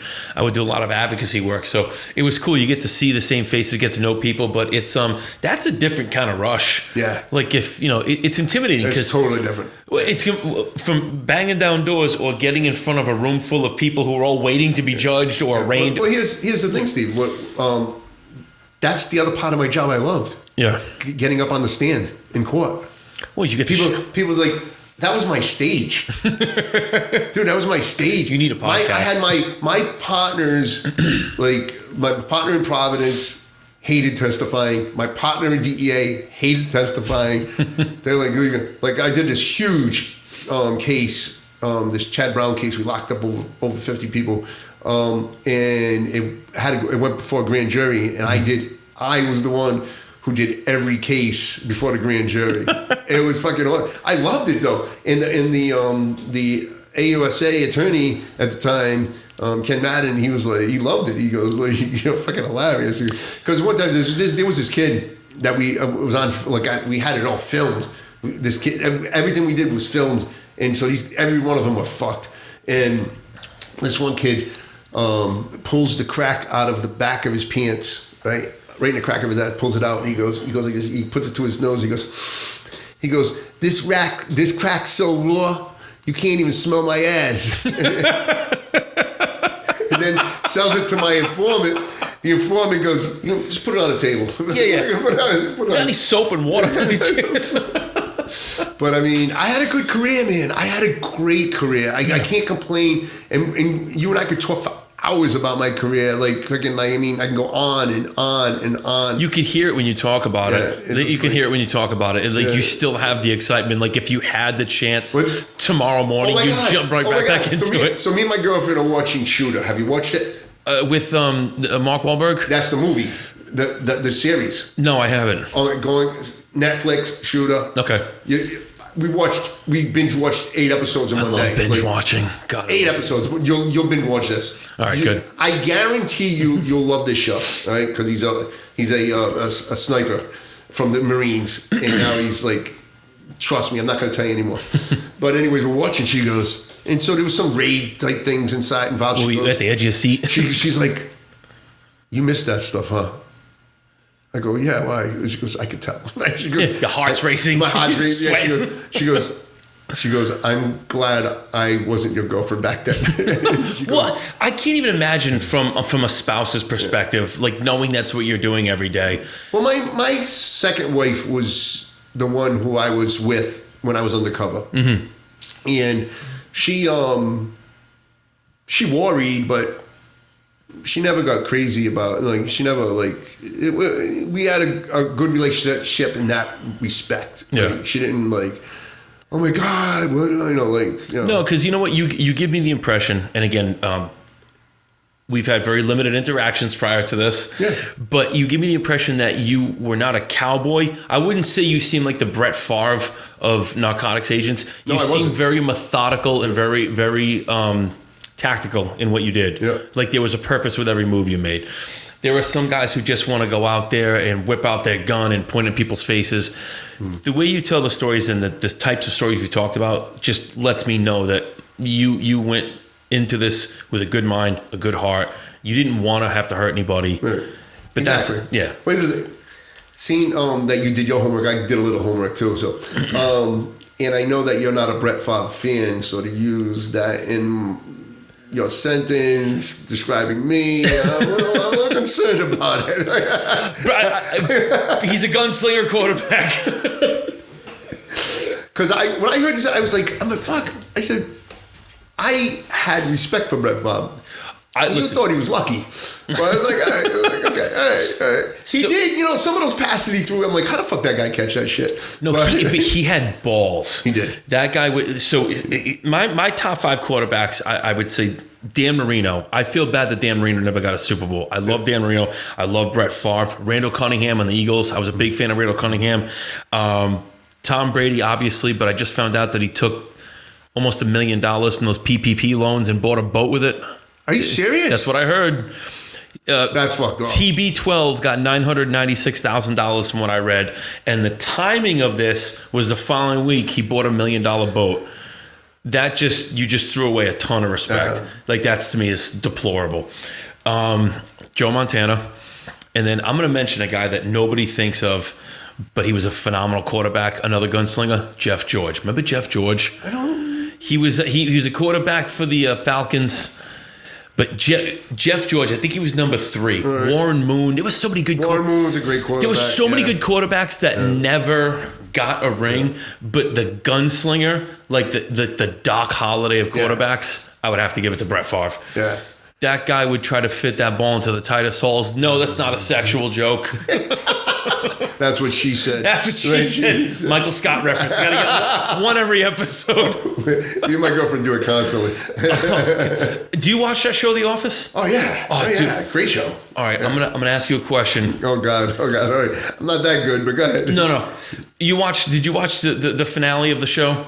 Did you watch the whole thing? Okay. The episode where Michael Scott left, where he said bye to Pam in the airport. Yeah. Did you get emotional? A little bit. Me too. Okay. All right. Me and Brianna did too. Got a heart, man. I got a fucking heart, dude. All right. Now this is a no-brainer. Go ahead. You've seen Marley and Me? Yes, I cried. Enough said. Done. Louis, no, that's a fucking dog, man. I saw that in the movies. I saw that in the theaters. I was crying like a fucking bitch, bro. The lights came on. I had to leave. I waited so long to leave because I was crying so bad. Like the girl I was with at the time was a stone cold killer. Didn't face her one bit. She goes, I can't date you no more, son. I go, what's wrong with you? Dude, I was a mess. I was an absolute mess. Oh, I lost 3 pounds from crying at the end of that movie. Oh, God. Well, during my career, I had a great career. You know, like I said, I had like nothing was good other than that glitch we talked about where for 8 weeks I was on desk duty. Other than that, yeah, I have no complaints. I had a great career. And during my career, I started powerlifting. I always worked out. Then I started powerlifting, and I worked like George Lazarowski. I love George. I probably fucked his last name up. He's my boy. He's my boy. Is it Lazareshi? Lazareshi. But I think, however you say it. I say Lazareski. Yeah. Him and his son, I love the two. Yeah, I loved them. They're fucking beasts. So George's brother-in-law was the diamond broker. I constructed my wife's engagement ring. Okay. So his brother-in-law, Al, if you ever need a diamond for anything, call George's brother-in-law, Al, oh my God. The guy's phenomenal. I just started dating this girl, and she's going to probably listen to this, so... I can edit that out. Okay. I know a guy who has some great ankle bracelets. So I started powerlifting. I was living in Bristol at the time, and I went, this gym opened up. It was called Ultimate Fitness Gym. Right? And I was on vacation from work, and I didn't feel like driving to the Providence Police Gym to work out. And I said, how much for the week? He goes, $5 a day. I'm like, all right, cool. Perfect. Yeah. I go, cool. And him and I became best friends, the owner of the gym. And so him and I started training together, and we started talking about powerlifting. We started researching on chains and bands and stuff. Oh, you got way into it, yep. Got deep into it. No, deep. I became pretty good. I started, and so it was it Teddy? Bobby Cannell was the other guy. Bobby Cannell, I love Bobby. He moved, but I mean, but I did my first meet and with George and those guys, and I trained really hard. And my bench wasn't great at that time, but George used to bench reverse grip, right? Oh yeah, he was a fucking beast. He was a fucking beast. I never got that. I was always afraid to hold I was afraid to roll and fucking... Exactly, yeah. I wouldn't do it. Nah. I tried it a couple of times. It's not natural for me. No, it's not natural, period. Period. Anyways, so I did really well powerlifting. My powerlifting went through the roof. I got into a police and fire division, and I started crushing it. I have like a ton of first place trophies in my gym. No shit. You built for it. In the gym in Bristol. Yeah, so and I did this all in my late 40s. You got started that late? Powerlifting, yep. Like mid 40s to almost 50s, like 5 year span. I had a career of powerlifting. I was like fucking crushing it. What were your best lifts? My best lift with a 1-ply for my bench was 430. No shit. No shirt, and the raw lifts with Teddy Isabella's raw lifts was 385. One of my greatest accomplishments that I like to talk about was when I did 315 for 10 reps. Fucking just no shirt. That's a lot of weight. That's a lot of, especially when you start in your 40s. Yeah, that was like one of my greatest. And then my best dead was in a meet was 523. Nice. My best squat was 500. That's good. And the reason I don't have a great squat is because of my left leg. When I got hit by the drunk driver.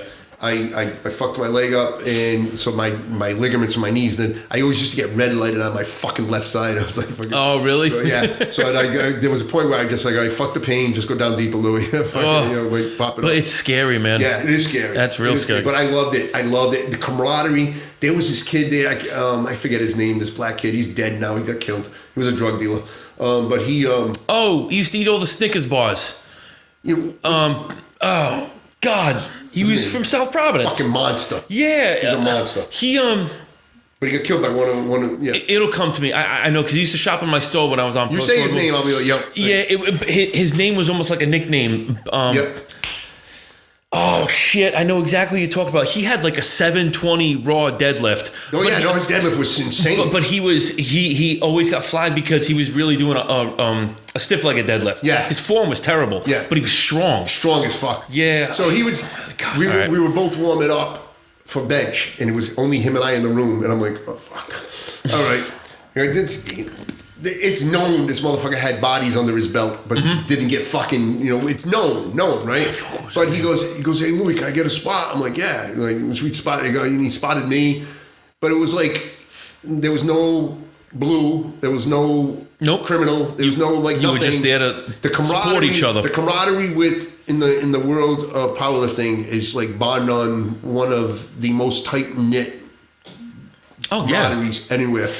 So I had a lot of fun doing that, but then I got blessed to be on a reality show. Originally. That's right. Yep. I originally tried out for Survivor. No shit. Yeah. Richard Hatch. Remember he won the first one? Yeah. I'm good friends with Richard Hatch. He was from Newport, right? Yep. I think he lives in Portsmouth now, but he's like,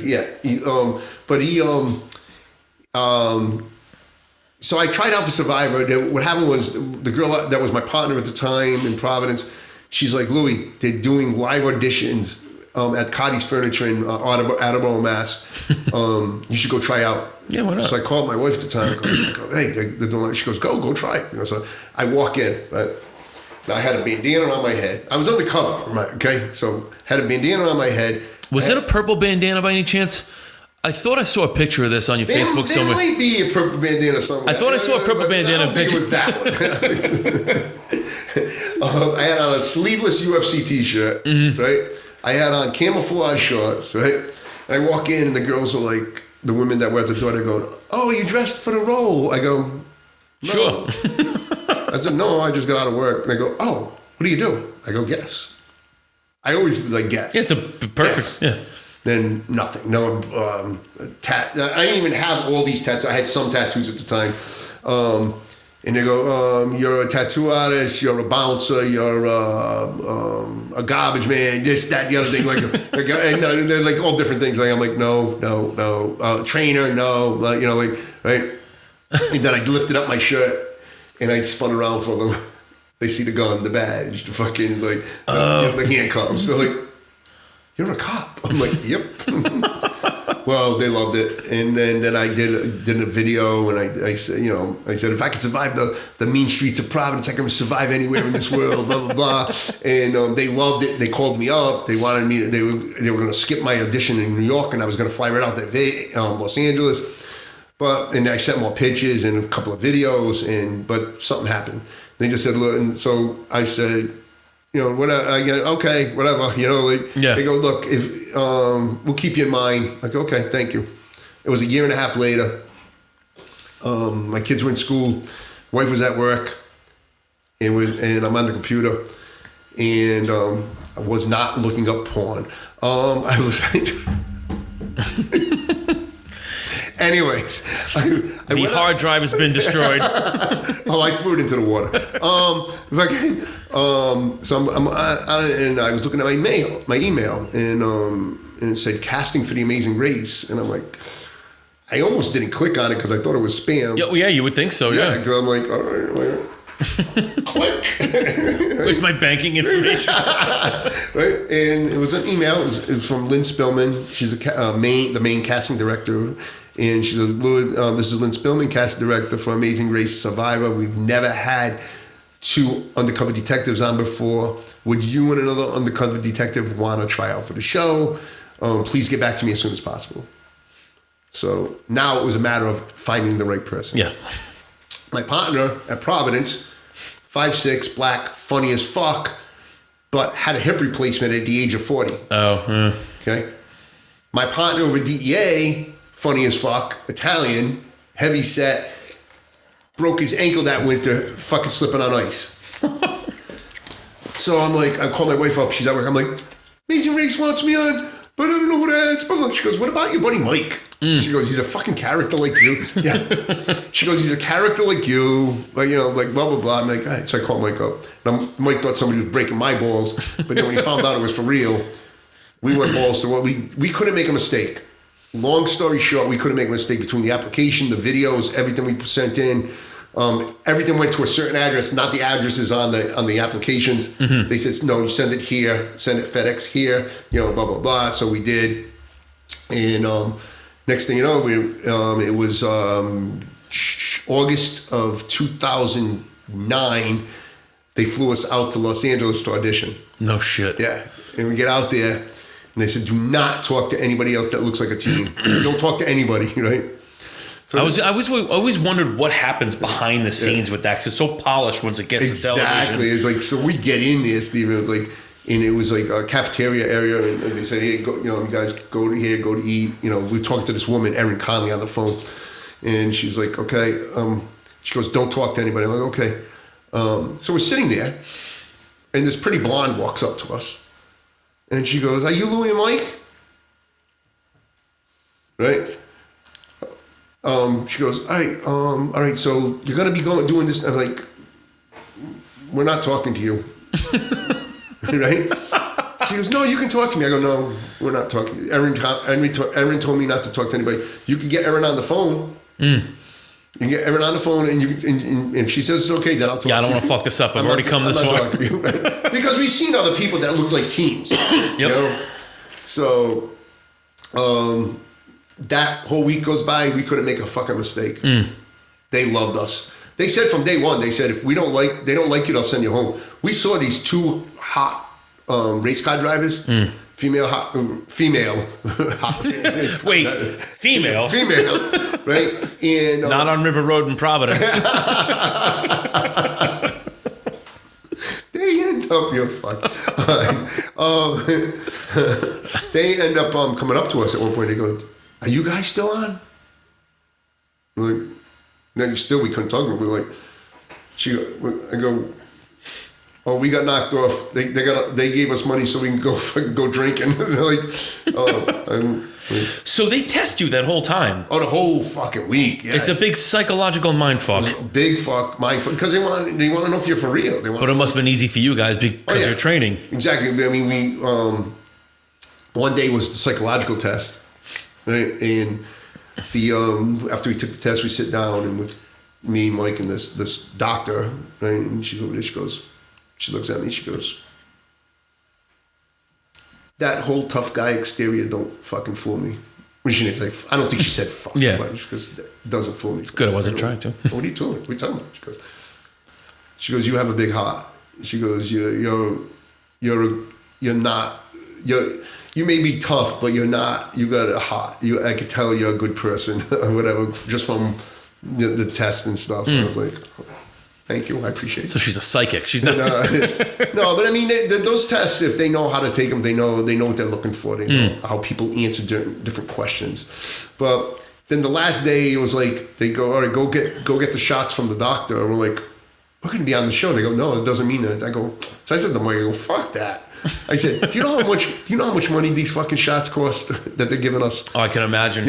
I said, but they wouldn't give us a yes or no. And how long was this from the time you got there? So that was in August. It wasn't until November, just before my birthday's November 15th, just before my birthday, and I was on my way to this new pizza place in Warren at the time, and getting a pizza, and my phone rang, and I look, it's area code 310. I'm like, hello? She goes, hey, Louie, it's Erin. I go, hey, Erin. She goes, you and Mike are going to be on the show. No shit. Like, I'm like fucking freaking out. Now I got to go get a pizza. Now, meantime, at this point, my mom, dad, wife at the time, my bosses that I was tightest, the two bosses that I had to tell what was going on, all signed confidentiality forms saying that they would never, they would not give up the fact that I'm doing this.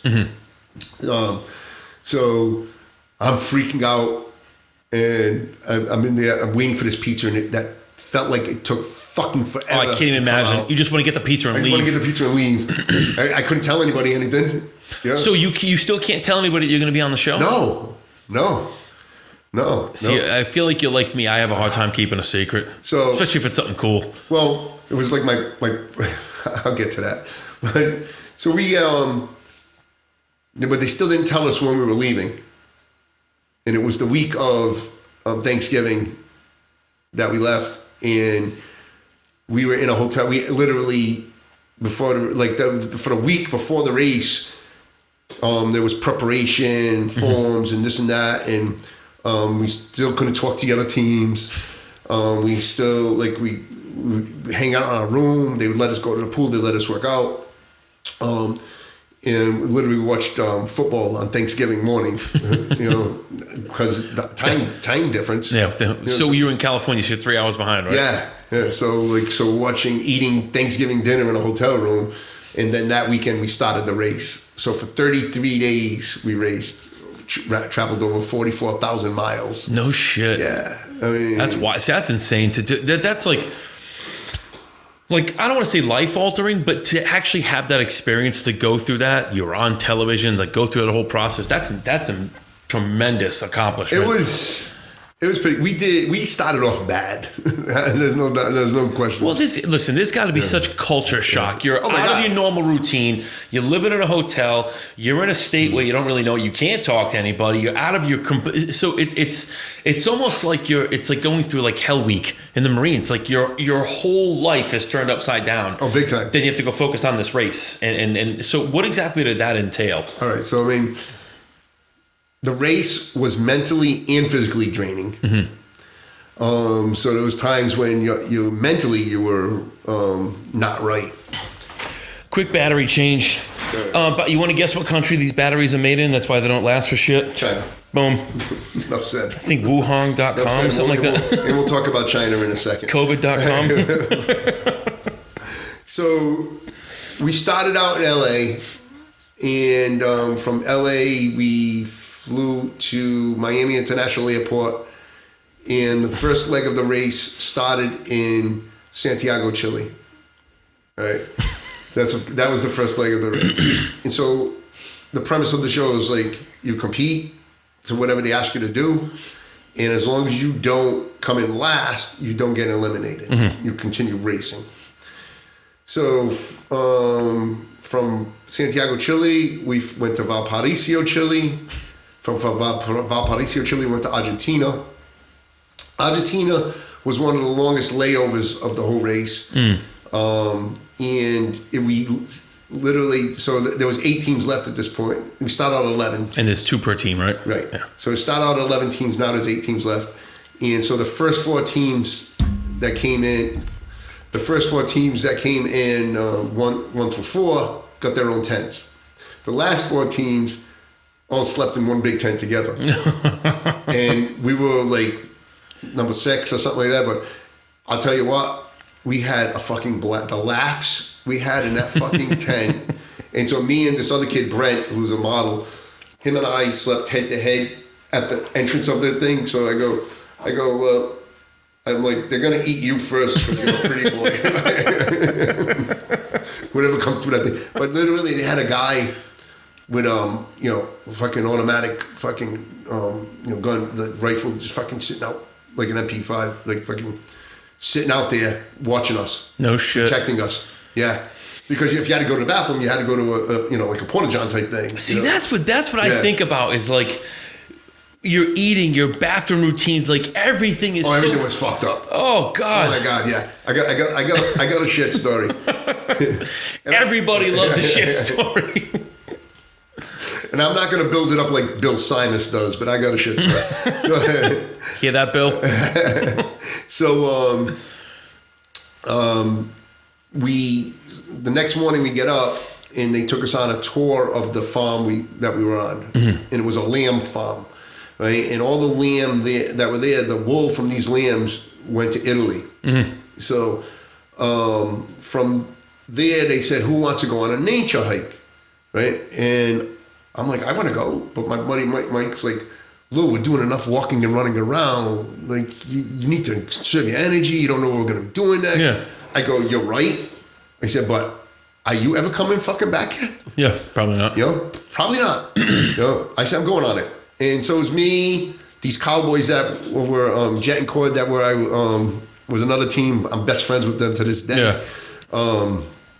We went on it, and some camera guys, sound guys went on it, and we went on this tour, like this hike that overlooked the Andes Mountains. Oh, it was absolutely gorgeous. I can't. And you're right. You'll never see it again. Never see it again. And here's the thing, though, and this is why fucking these cameras and things should be thrown the fuck away, because people don't remember the beauties of things. We were jokingly going, like, me and Cord were like we were both flexing, right? And fucking, and his brother was making a believe he was taking a picture, you know? And we talk about it to this day. I go, you remember when we make believe we took a picture? He goes, yup. How fucking cool is that? He goes, that's embedded in your head. Nobody can take that from you. Ever. No, you can't. You know what I do all the time is I pretend I'm taking a picture when people start posing and whatever, and I'm really taking a video the whole time. Yeah. To record them going through the process of getting ready for the picture. I do that all the time. People can't fucking stand when I do that, but it's like my signature move. That is funny. So you get all the prep work, all the fake shit going into taking that one picture. One fucking picture. That's funny. So, quick little story. We're in the bus driving up the Andes Mountains, and the bus actually had to stop, and because tarantulas were crossing the road, and it was this time of season where they weren't allowed to kill them or anything. Real? So they had hunting season for tarantulas. Not that there's hunting season. It just there was a season where they're not allowed to because they were mating or something. I don't know. Like how many tarantulas are we talking? Oh God, I couldn't even count. There was that many. It was that many. It was like a family of them. Like, so badass, so freaking badass. So,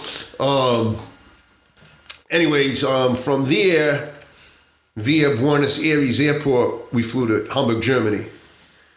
And Germany was the first leg of the race. Mike and I did really well. We came in first. We fucking crushed, and we started on a run. Came in first there. Then we went to France. We went to the area of France. Was where World War I was. The part of France. Just drawing a quick blank right now, but we literally had. I'll tell you about one of the things we had to do a World War I reenactment where we put on old doughboy uniforms, really carrying rifles, and crawled under barbed wire for 100 yards. Holy shit! Right? They dredged an area that they cleaned it up and made it look like a battlefield. No shit. So they had simulated gunfire going on, fake bombs blowing up, so dirt and smoke's blowing in your face. I'm coughing and gagging. And authentic, real Red Barons flying overhead. Get out of here. Yep. It was so badass. This is like where in the world is Carmen Sandiego? Yeah, it was really so fucking cool. Oh, God. It was so cool. Do you have footage of all this stuff? Like, did they send you, like, when you were done with this? No, but you can go on Hulu or Prime and look up season 16 of The Amazing Race. Well, what I want to do is I want to get some footage of this. I'm going to edit this into the show. Like, I'm going to pull up some still photos, some video footage. Yeah. If I could. I'm going to edit it into this thing. Yeah, because that just sounds badass. Yeah. That's awesome. That's cool. Yeah, thank you. See, I would have a hard time with this because I'm claustrophobic and I'm afraid of heights. Yep. I'm the worst person to fly with. So you would have fucking hated it. I would have been disqualified before. I wouldn't even bother trying out. But there are people that have those issues like water or height issues, but they show how people either work through them or it's their demise. So I wonder if maybe the adrenaline would kind of push you through it. I would imagine when you're going through it, like the rush is just overwhelming. Actually, here's a good question. What was different? What was better, the rush from doing police work or the rush from doing the show? Oh, it's a different rush. Yeah, two different things. Two different rushes. Yeah. It's two different rushes, but it's both huge adrenaline rushes. Yeah, I can't even imagine. See, when we were in Germany, I'm back it up for a minute. When we were in Germany, there was a thing where you had to team up with another team. It's called a roadblock. Swap partners or something. Yeah. It's called the wife swap, Louie. So the Cowboys got there at the same time as we did. We were friends with them already, like fucking from the beginning. We love these guys, right? And so it was Mike's turn to do a roadblock because me and him were doing things back and forth, going back and forth with the roadblock. So it was his turn. It was a bungee jump, and I was so pissed. Oh. You see, you're like, me, I was like, fuck, I wanted to do that. I would have lost. Anyways, So from France, there we actually did a reenactment of one leg of a Tour de France. No shit. In the old uniforms on the old bikes. I looked like a fucking giant penis. I swear to God. Fine. Yeah, you put that again. I know you're gonna find a picture now. Fuck you. I'm gonna fucking look is what I'm gonna do. You keep talking. I'm just gonna look. So we came in first again. So when we came in first in Germany, we both won a $5,000 credit card. Nice. When we came in first in France, the first time in France, we both won a 55-inch LED HD TV. And then there was another leg in France, in the Champagne area of France, where I had to rappel down a champagne well. No shit. To get into the well, and then I had to find a bottle with the markings on it, right? Thousands of bottles, but it was so badass. But there we came in first again, and we went on an all-inclusive trip to Cancun with all amenities and stuff, all kinds of cool things. So from there, we flew into Dubai Airport, which is like a fucking city. It's like I can't even imagine. One of the coolest airports I've ever been in my life. Well, isn't that one of the largest populations in the world? Yeah. One of the largest populations. They got a huge supposedly their city's really beautiful too. Yeah. So from Dubai, we flew to the Seychelles Islands. You know where it is? No, I've heard of it. No idea where it is. So I didn't know. We were like, what the fuck is this? It's an islands off the east coast of Africa in the Indian Ocean. Oh God. Yeah, absolutely gorgeous. We literally we slept in bungalows. All right. So it's a known fact because I keep talking about it. So, but I keep it known. I keep it going. They had only a full-size bed, right? Mike's going, we need another bed. We need a room with another bed. So it was like, sorry, can't help you out. So literally, it was like Mike and I slept like this, and he goes, it was like there was a fucking laser beam down the middle of the bed.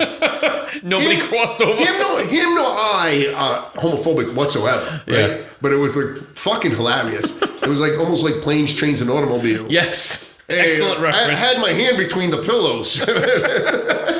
That would be a picture worth seeing. You two sleeping that night. There's nothing on film for that one. Sorry. But again, it was a bungalow that overlooked the Indian Ocean. Just absolutely breathtaking. fucking good. I said I could be gay for a night. There's not a lot I won't do for a pack of smokes. It was absolutely gorgeous. It was so fucking can you imagine? I said, but that's here's you and I. Our wives are at home, and you and I are in this bungalow overlooking the fucking Indian Ocean. The parts of the world that you got to see, whether you win or lose, God, you'll never. Most people will go their whole life and never get to see outside of this country. Exactly. You saw how many countries? Oh, fucking ridiculous! That's what I'm saying. That's priceless. You literally cannot put a price on that. So that's awesome. We didn't come in first again, but we came. We were still up near the top. From there, we went to Malaysia. Mm-hmm. Malaysia was beautiful. I mean, it was different. It was like, we had to go into a temple and count fucking these golden Buddhas and stuff. It was a lot, hundreds of them, like over 100 of them. But if you made a mistake, you had to come back out, and then you had to go back in and count again, and you had to be quiet because it was a temple. It was like all rules. You had to follow rules and regulations in different countries. They weren't disregarding the locals' lives just for the show. Right, exactly. You had to have respect. Yeah. You had to have respect, and which we did. Of course. Mike and I were like, look, our kids are watching this. We need to show our children that you give respect no matter where you are in this world. Well, and at that point, look, it's like I'm in your house right now, okay? I'm not going to do something stupid. I'm in your house, I'm going to give you respect. So you didn't go to the bathroom in the tank? Oh, I got a bathroom. All right, so back it up. We got two stories. First one is when we were in Dubai Airport. I had to go to the bathroom. So I go into the bathroom, and I'm like looking. I'm like, there's a fucking hole in the floor. Yep. I'm like, I was waiting for you to say it. I'm like, oh, all right, okay. So I'm over there. I'm like, Get down into position. all right, okay, all right, am I over the hole? All right. You gotta aim. So I get done, right? And as I'm leaving the bathroom, I see that there are Americanized bathrooms there too. And so, Whoops. fuck. Oh, when am I going to be able to say I shit in a hole? Add it to the bucket list. Bucket list, check. So, in Malaysia, right, it was 100 degrees, right? We had to climb these temple steps. There was incense ranging from 12 feet big to 4 feet big, right?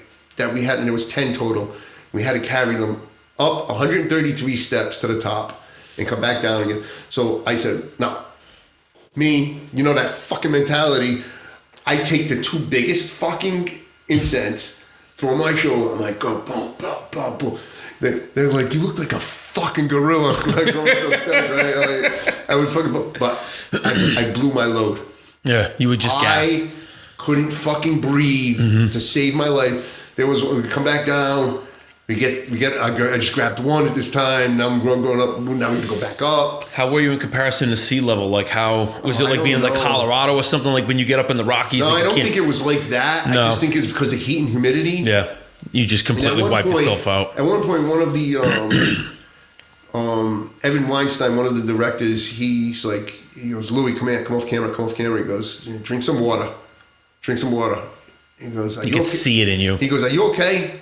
I go, look, sir. I said, you're gonna have to pick me up off these steps before I quit. Well, that's cool that they're actually behind the scenes keeping an eye, make sure that you're not endangering yourself. Exactly. Yeah. And they're like, he goes, okay, just be careful. Oh my God, we did it. We completed it. Yeah. You know, but it was. But when we were done, I I gotta pee. I gotta pee. Right? Tell me you couldn't piss. It was hard to pee. Number two.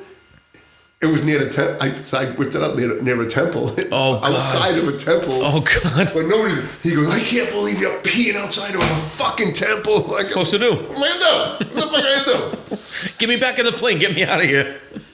So we end up going from Malaysia to Singapore, which was, the people were so cool there. It was so beautiful there. I have, because I did a show with Jake Burke. Yeah. I have a listener or 2 listeners in Singapore. Oh, cool. Yeah. I have several fans from Singapore. Yeah. So this might be seen or heard out there. That's pretty cool. That's pretty good. Hey, what's up, Singapore? What up? What up? So I have several fans in Australia, Singapore, fucking all over the place. Indonesia. You been to Australia? No. I got a buddy that moved out there. I want to go out. I have fans out there. What's up, Australia? So that's pretty cool. You guys got fans out there. That's pretty badass. I have listeners. I'm gonna pump you out. I want to say I got fans in South Africa, dude. I'm gonna fucking. Do you want to? So if I pulled up the analytics for my show, I have a consistent viewer in South Africa. I shit you not. No way. I don't know how, but I mean, when I promote the show, I do it on social media through the hashtags and all that nonsense. But yeah, I mean, Bali, China, United Kingdom, Ireland, South Africa, Australia. I have people all over the world that depending on who the guest is. This guy, Ruin Panier, he's a DJ. I probably hacked his last name, but he's a DJ out there, and it's like we're best friends.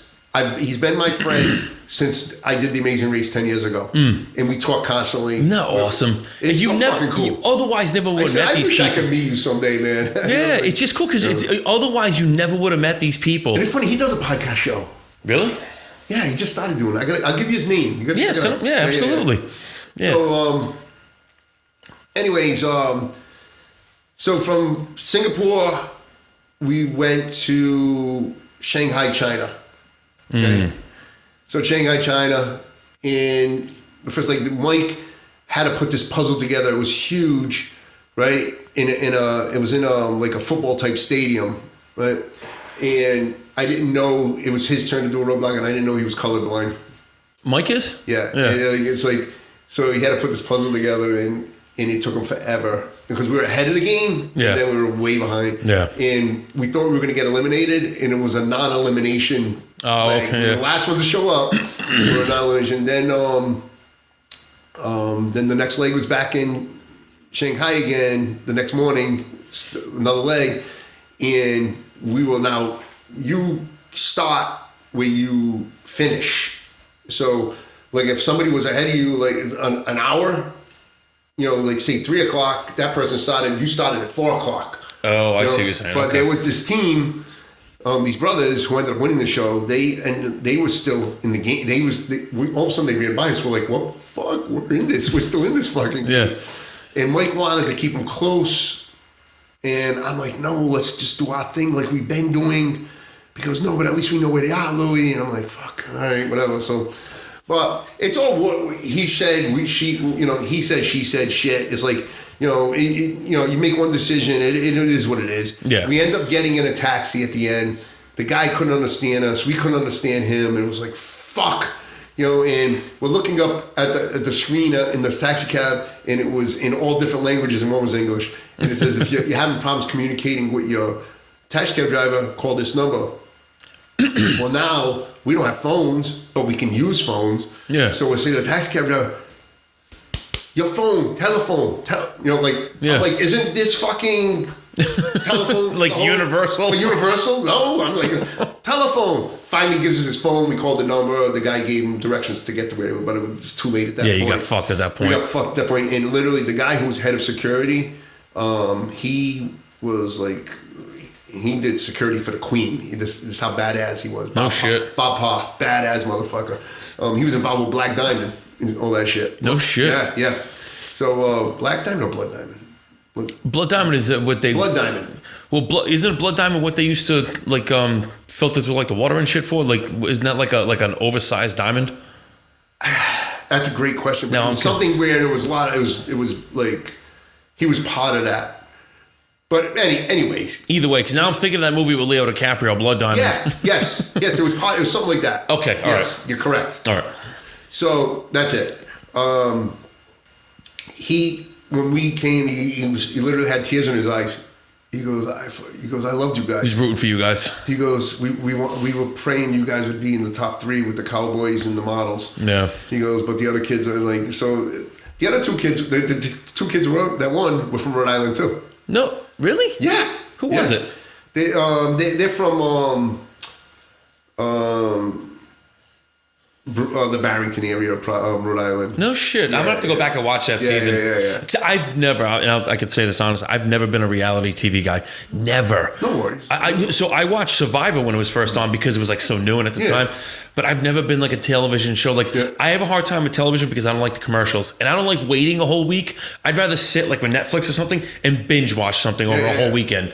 It keeps my ADHD in check. No, I get it. I totally understand. I'm gonna go watch all this now, and I'm gonna pull a bunch of beautiful still photos of you guys onto this. So we get eliminated, but when teams got eliminated early, they were sent to a resort in Mexico, Really? in Cancun, and hung out at the resort. Because they didn't want to fly home. They didn't want people knowing where they finished. I didn't think about that. Yeah. So we were. The next leg of the race was for $1 million. That's how close we were. Yeah. So we fly back to the United States in San Francisco, and the finish line was in Candlestick Park on the 50-yard line. Jesus. So it is what it is. We came in fourth. I mean, we're on the cover of that season. Yes. We're on the season cover. So when I started looking into all this, I saw that. Now listen, man, you got to do something that most people will never get to do in their life. See these places that most people never get to see. So the money would have been great, but at the end of the day, man, you had like you had multiple lifetimes worth of experiences. Oh my God. I didn't pay for a dime of it. That's what I'm saying. One came in first 3 times. We hold the record for finishing a leg, the fastest leg of a race. Really? Because of in Paris, because this guy was like, this guy knew exactly where we were going, like where we had to go. It was like he flew us there. Everybody else got lost. But this guy knew what we were talking about. It was fucking hilarious. Listen, I can say with all honesty, the only race I've ever finished first in is sex. Consistently. And I've gotten no prize for any of these events. 0. Well, you're not supposed to come that fast. And I keep... The training is becoming a little harder to come by, but it is what it is. Louis, listen, I want to sit here and do this all fucking night. I'm sorry. No, don't. And I feel bad because the clock you see is wrong. Yeah. So, but what I want to do is this. You're coming back on the show. Okay. I think that's a given. Right. It'd be cool if we can get Mike on here too. I could try, yeah. That'd be fucking fun as hell. Let's do it. I mean, that would both be ironic for all of our parts. Yeah. But it would be cool to have you guys kind of relive those moments and shit like that. Yeah. It'd be cool to both get guys who've both worked in the job to swap stories. I mean, I think that'd be a lot of fun. No, that would be a great time.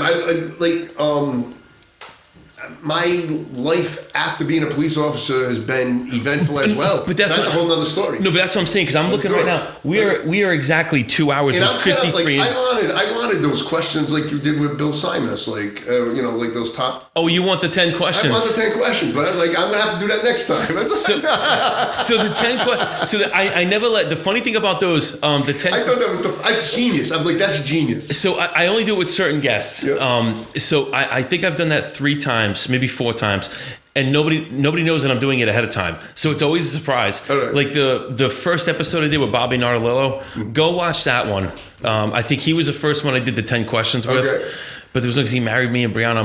I said, Bobby, don't fucking lie to me. Right? You thought Brianna would have divorced me by now. He goes, 70%. So I thought Bobby had one of the good. He had one of the funny 10 questions. Bill Simons was good. So if you wanted 10 questions, I'll give you the 10 questions. I want 10 questions. Well, you know what it was, because honestly. And here's the honest to God truth. So when I do the 10 questions, I didn't know what path we were going to go down. Like I was breaking your balls. No. So the fact that you talked about so many things that you brought up, discharging a firearm, shooting, there were a lot of people that would never disclose those things or want to talk about them. So on the other side of that is, I'm glad we went down that path, but I don't know emotionally if that's taxing for somebody. You know what I mean? So having a police officer, a former police officer, come in to talk about their career and things like that, I don't know how you're going to feel at the end. Like, now that I know you're just, okay, cool, whatever. It's like, yeah, I went to SeaWorld, I shot something, no big deal. Okay, cool. Now that I know that, I'll give you 20 fucking questions. Because someone in your profession, I would have a fucking field day putting together 10 questions with you. The cavity search questions alone would have been great. Oh my God. You got a cavity search question? Yeah. We grabbed this girl. It had to be a girl, right? We grabbed this girl and like, we saw her body, right? Where's the stuff? We'll get a female officer here. Where's the stuff? It's up my cooch. Oh. We call it a cookie. We called the female officer over. Tell me she had to pull it out of her. No, the girl pulled. She had her put gloves on and had her pull it up. So she pulled it into the gloves. So we get it to the station. Now I got to open this up, and because I got to test the drugs to make sure it's what it is. Mm-hmm. Right. I'm waiting for it. I almost threw up all over the place. The smell. I like the smell of vagina, but not that smell. Not that bad. Not like that. That was hot British garbage. Drug addict snatch. Drug addict coochie. I would imagine it's a lot like if I'm sorry we're finishing this way. I really am. I'm really not. I'm going to take it a step further. I would imagine the odor is equivalent to if you took Whoopi Goldberg and had her run hill sprints in the middle of August in a heat wave, in a drought. Poor Whoopi. Poor Whoopi. That's the odor I'm talking. Remember Captain Lou Albano? Yes. If him and Whoopi Goldberg, I'm going to pick on Whoopi right now, hadn't bathed for a couple days and were just sumo wrestling, but then decided to consummate all that with violent intercourse. Oh, no. Is that the odor? No, yes, that's the odor.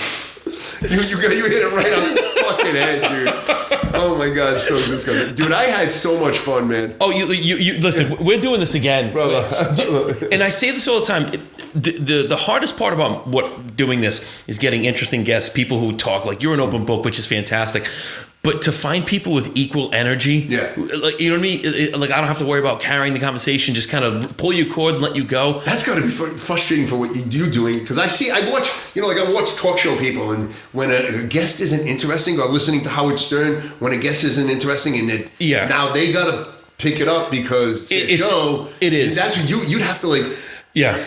Yeah, but listen, it's not so that listen, that's why I like to put an outline together. So even if there's a lag or something like that, I constantly have questions. And basically what I normally do, and you were great, I don't have to do this. So I keep, like, when I first wrote down my notes for the show, I have everything right here. So typically I'll have this out, and as you're talking, you're saying things that are, okay, I want to ask him, follow up on this afterwards. You were so great, I didn't have to do any of that. So typically, I'll usually write down so I don't forget to go back and revisit a topic. Yeah. But you and I jumped all over the place like a couple of crackheads anyway. I'm sorry. It was like but that's the beauty of this is that, listen, public speaking is different for everybody. 30 minutes into this, I knew you and I had the same brain patterns, because as we're talking, this reminded you of this, so you go here, but then you have the ability to reel it back in and go back to what you were previously talking about. That's what I love. Someone whose brain operates like mine, because it makes my job so much easier. Yeah. You made it very easy, brother. If there's one thing I am, it's easy. So listen, why don't you just tell everyone how they can follow you on social media, where they can find you. Tell them, we didn't even touch on your business, the boxing or anything. Give a little cock tease, but we're going to get into all this on a second show, because you will be back. There's no doubt. All right. Well, I'd like to give a quick shout out. I own a security company right now. Everybody, give a shout out whatever you want. I own a security company, Safety Management Solutions. I have two amazing partners, Anthony Manfredi and Nick Heeman. We're over a year now. We've been all through COVID and shit, and stayed busy. Thank God. So our company's doing really well. Anybody looking for work, give us a shout. We got armed and unarmed guards. Teaser, let's talk about my. I'm a boxing fitness instructor, and I love it. I'm a fitness nut now. I don't power lift anymore, but I just try to be in the bed. I'm 58 years old, but nobody ever You're 58? Yeah. Look at the fucking shape you're in. Yeah, baby. Jesus Christ. You're lucky I'm married. How far is it to River Road from here? So, anyways, Steve says I'm going to be back, so I'm excited. I'll be back. Let's do this. Yeah, I think we should get something lined up right after the holidays. Sure. Yeah, that'd be awesome. Let's do it. So if you want to follow me, I'm on social. I'm a social media whore. So I'm Louie Stravato, Louie Stravato, Stravato, and I'm that's on Facebook, Instagram, Twitter, LinkedIn. Like I said, and you have to be on everything now. I'm a whore. I'm surprised you're not on. And I'm on Snapchat too. See, I don't have Snapchat. Snapchat, I'm on it's Luge62, Luge62. So, what site were you going to tell me about? Parler. I'm surprised you haven't got on Parler yet. Oh, I've heard about it. It's owned by Dan Bongino. Okay. So he put it. So it's more of like it's the same thing as like a Facebook or like a Twitter, just without the censorship. Okay. So you get a lot more of like the you don't get fact checked. I have a Parler. I think I need to be on it. Yeah, I think you need to be everywhere. Yeah. Louis like herpes. He's all over social media. Can't get rid of him. Yeah. If there was a good, sexy Italian herpes, it would be. Yeah, okay. All right. Okay. Enough said. All right, listen, man. Thank you so much, Lou. Thank you, man. Absolute fucking pleasure. Thank you, brother. Can we go eat something? Absolutely. Let's go eat. Brianna was big. So, listen, that camera just went out. Oh, wow. I'm going to turn this one quick. Okay, I'm going to break that. So from another episode of The Barty Shop, I'm Steve Barty. The other camera went out, so you're going to get a bad angle. My side throat, it's fucking gross. It looks like Whoopi Goldberg labia. Why am I picking on Whoopi? You guys, good night. We'll talk to you soon.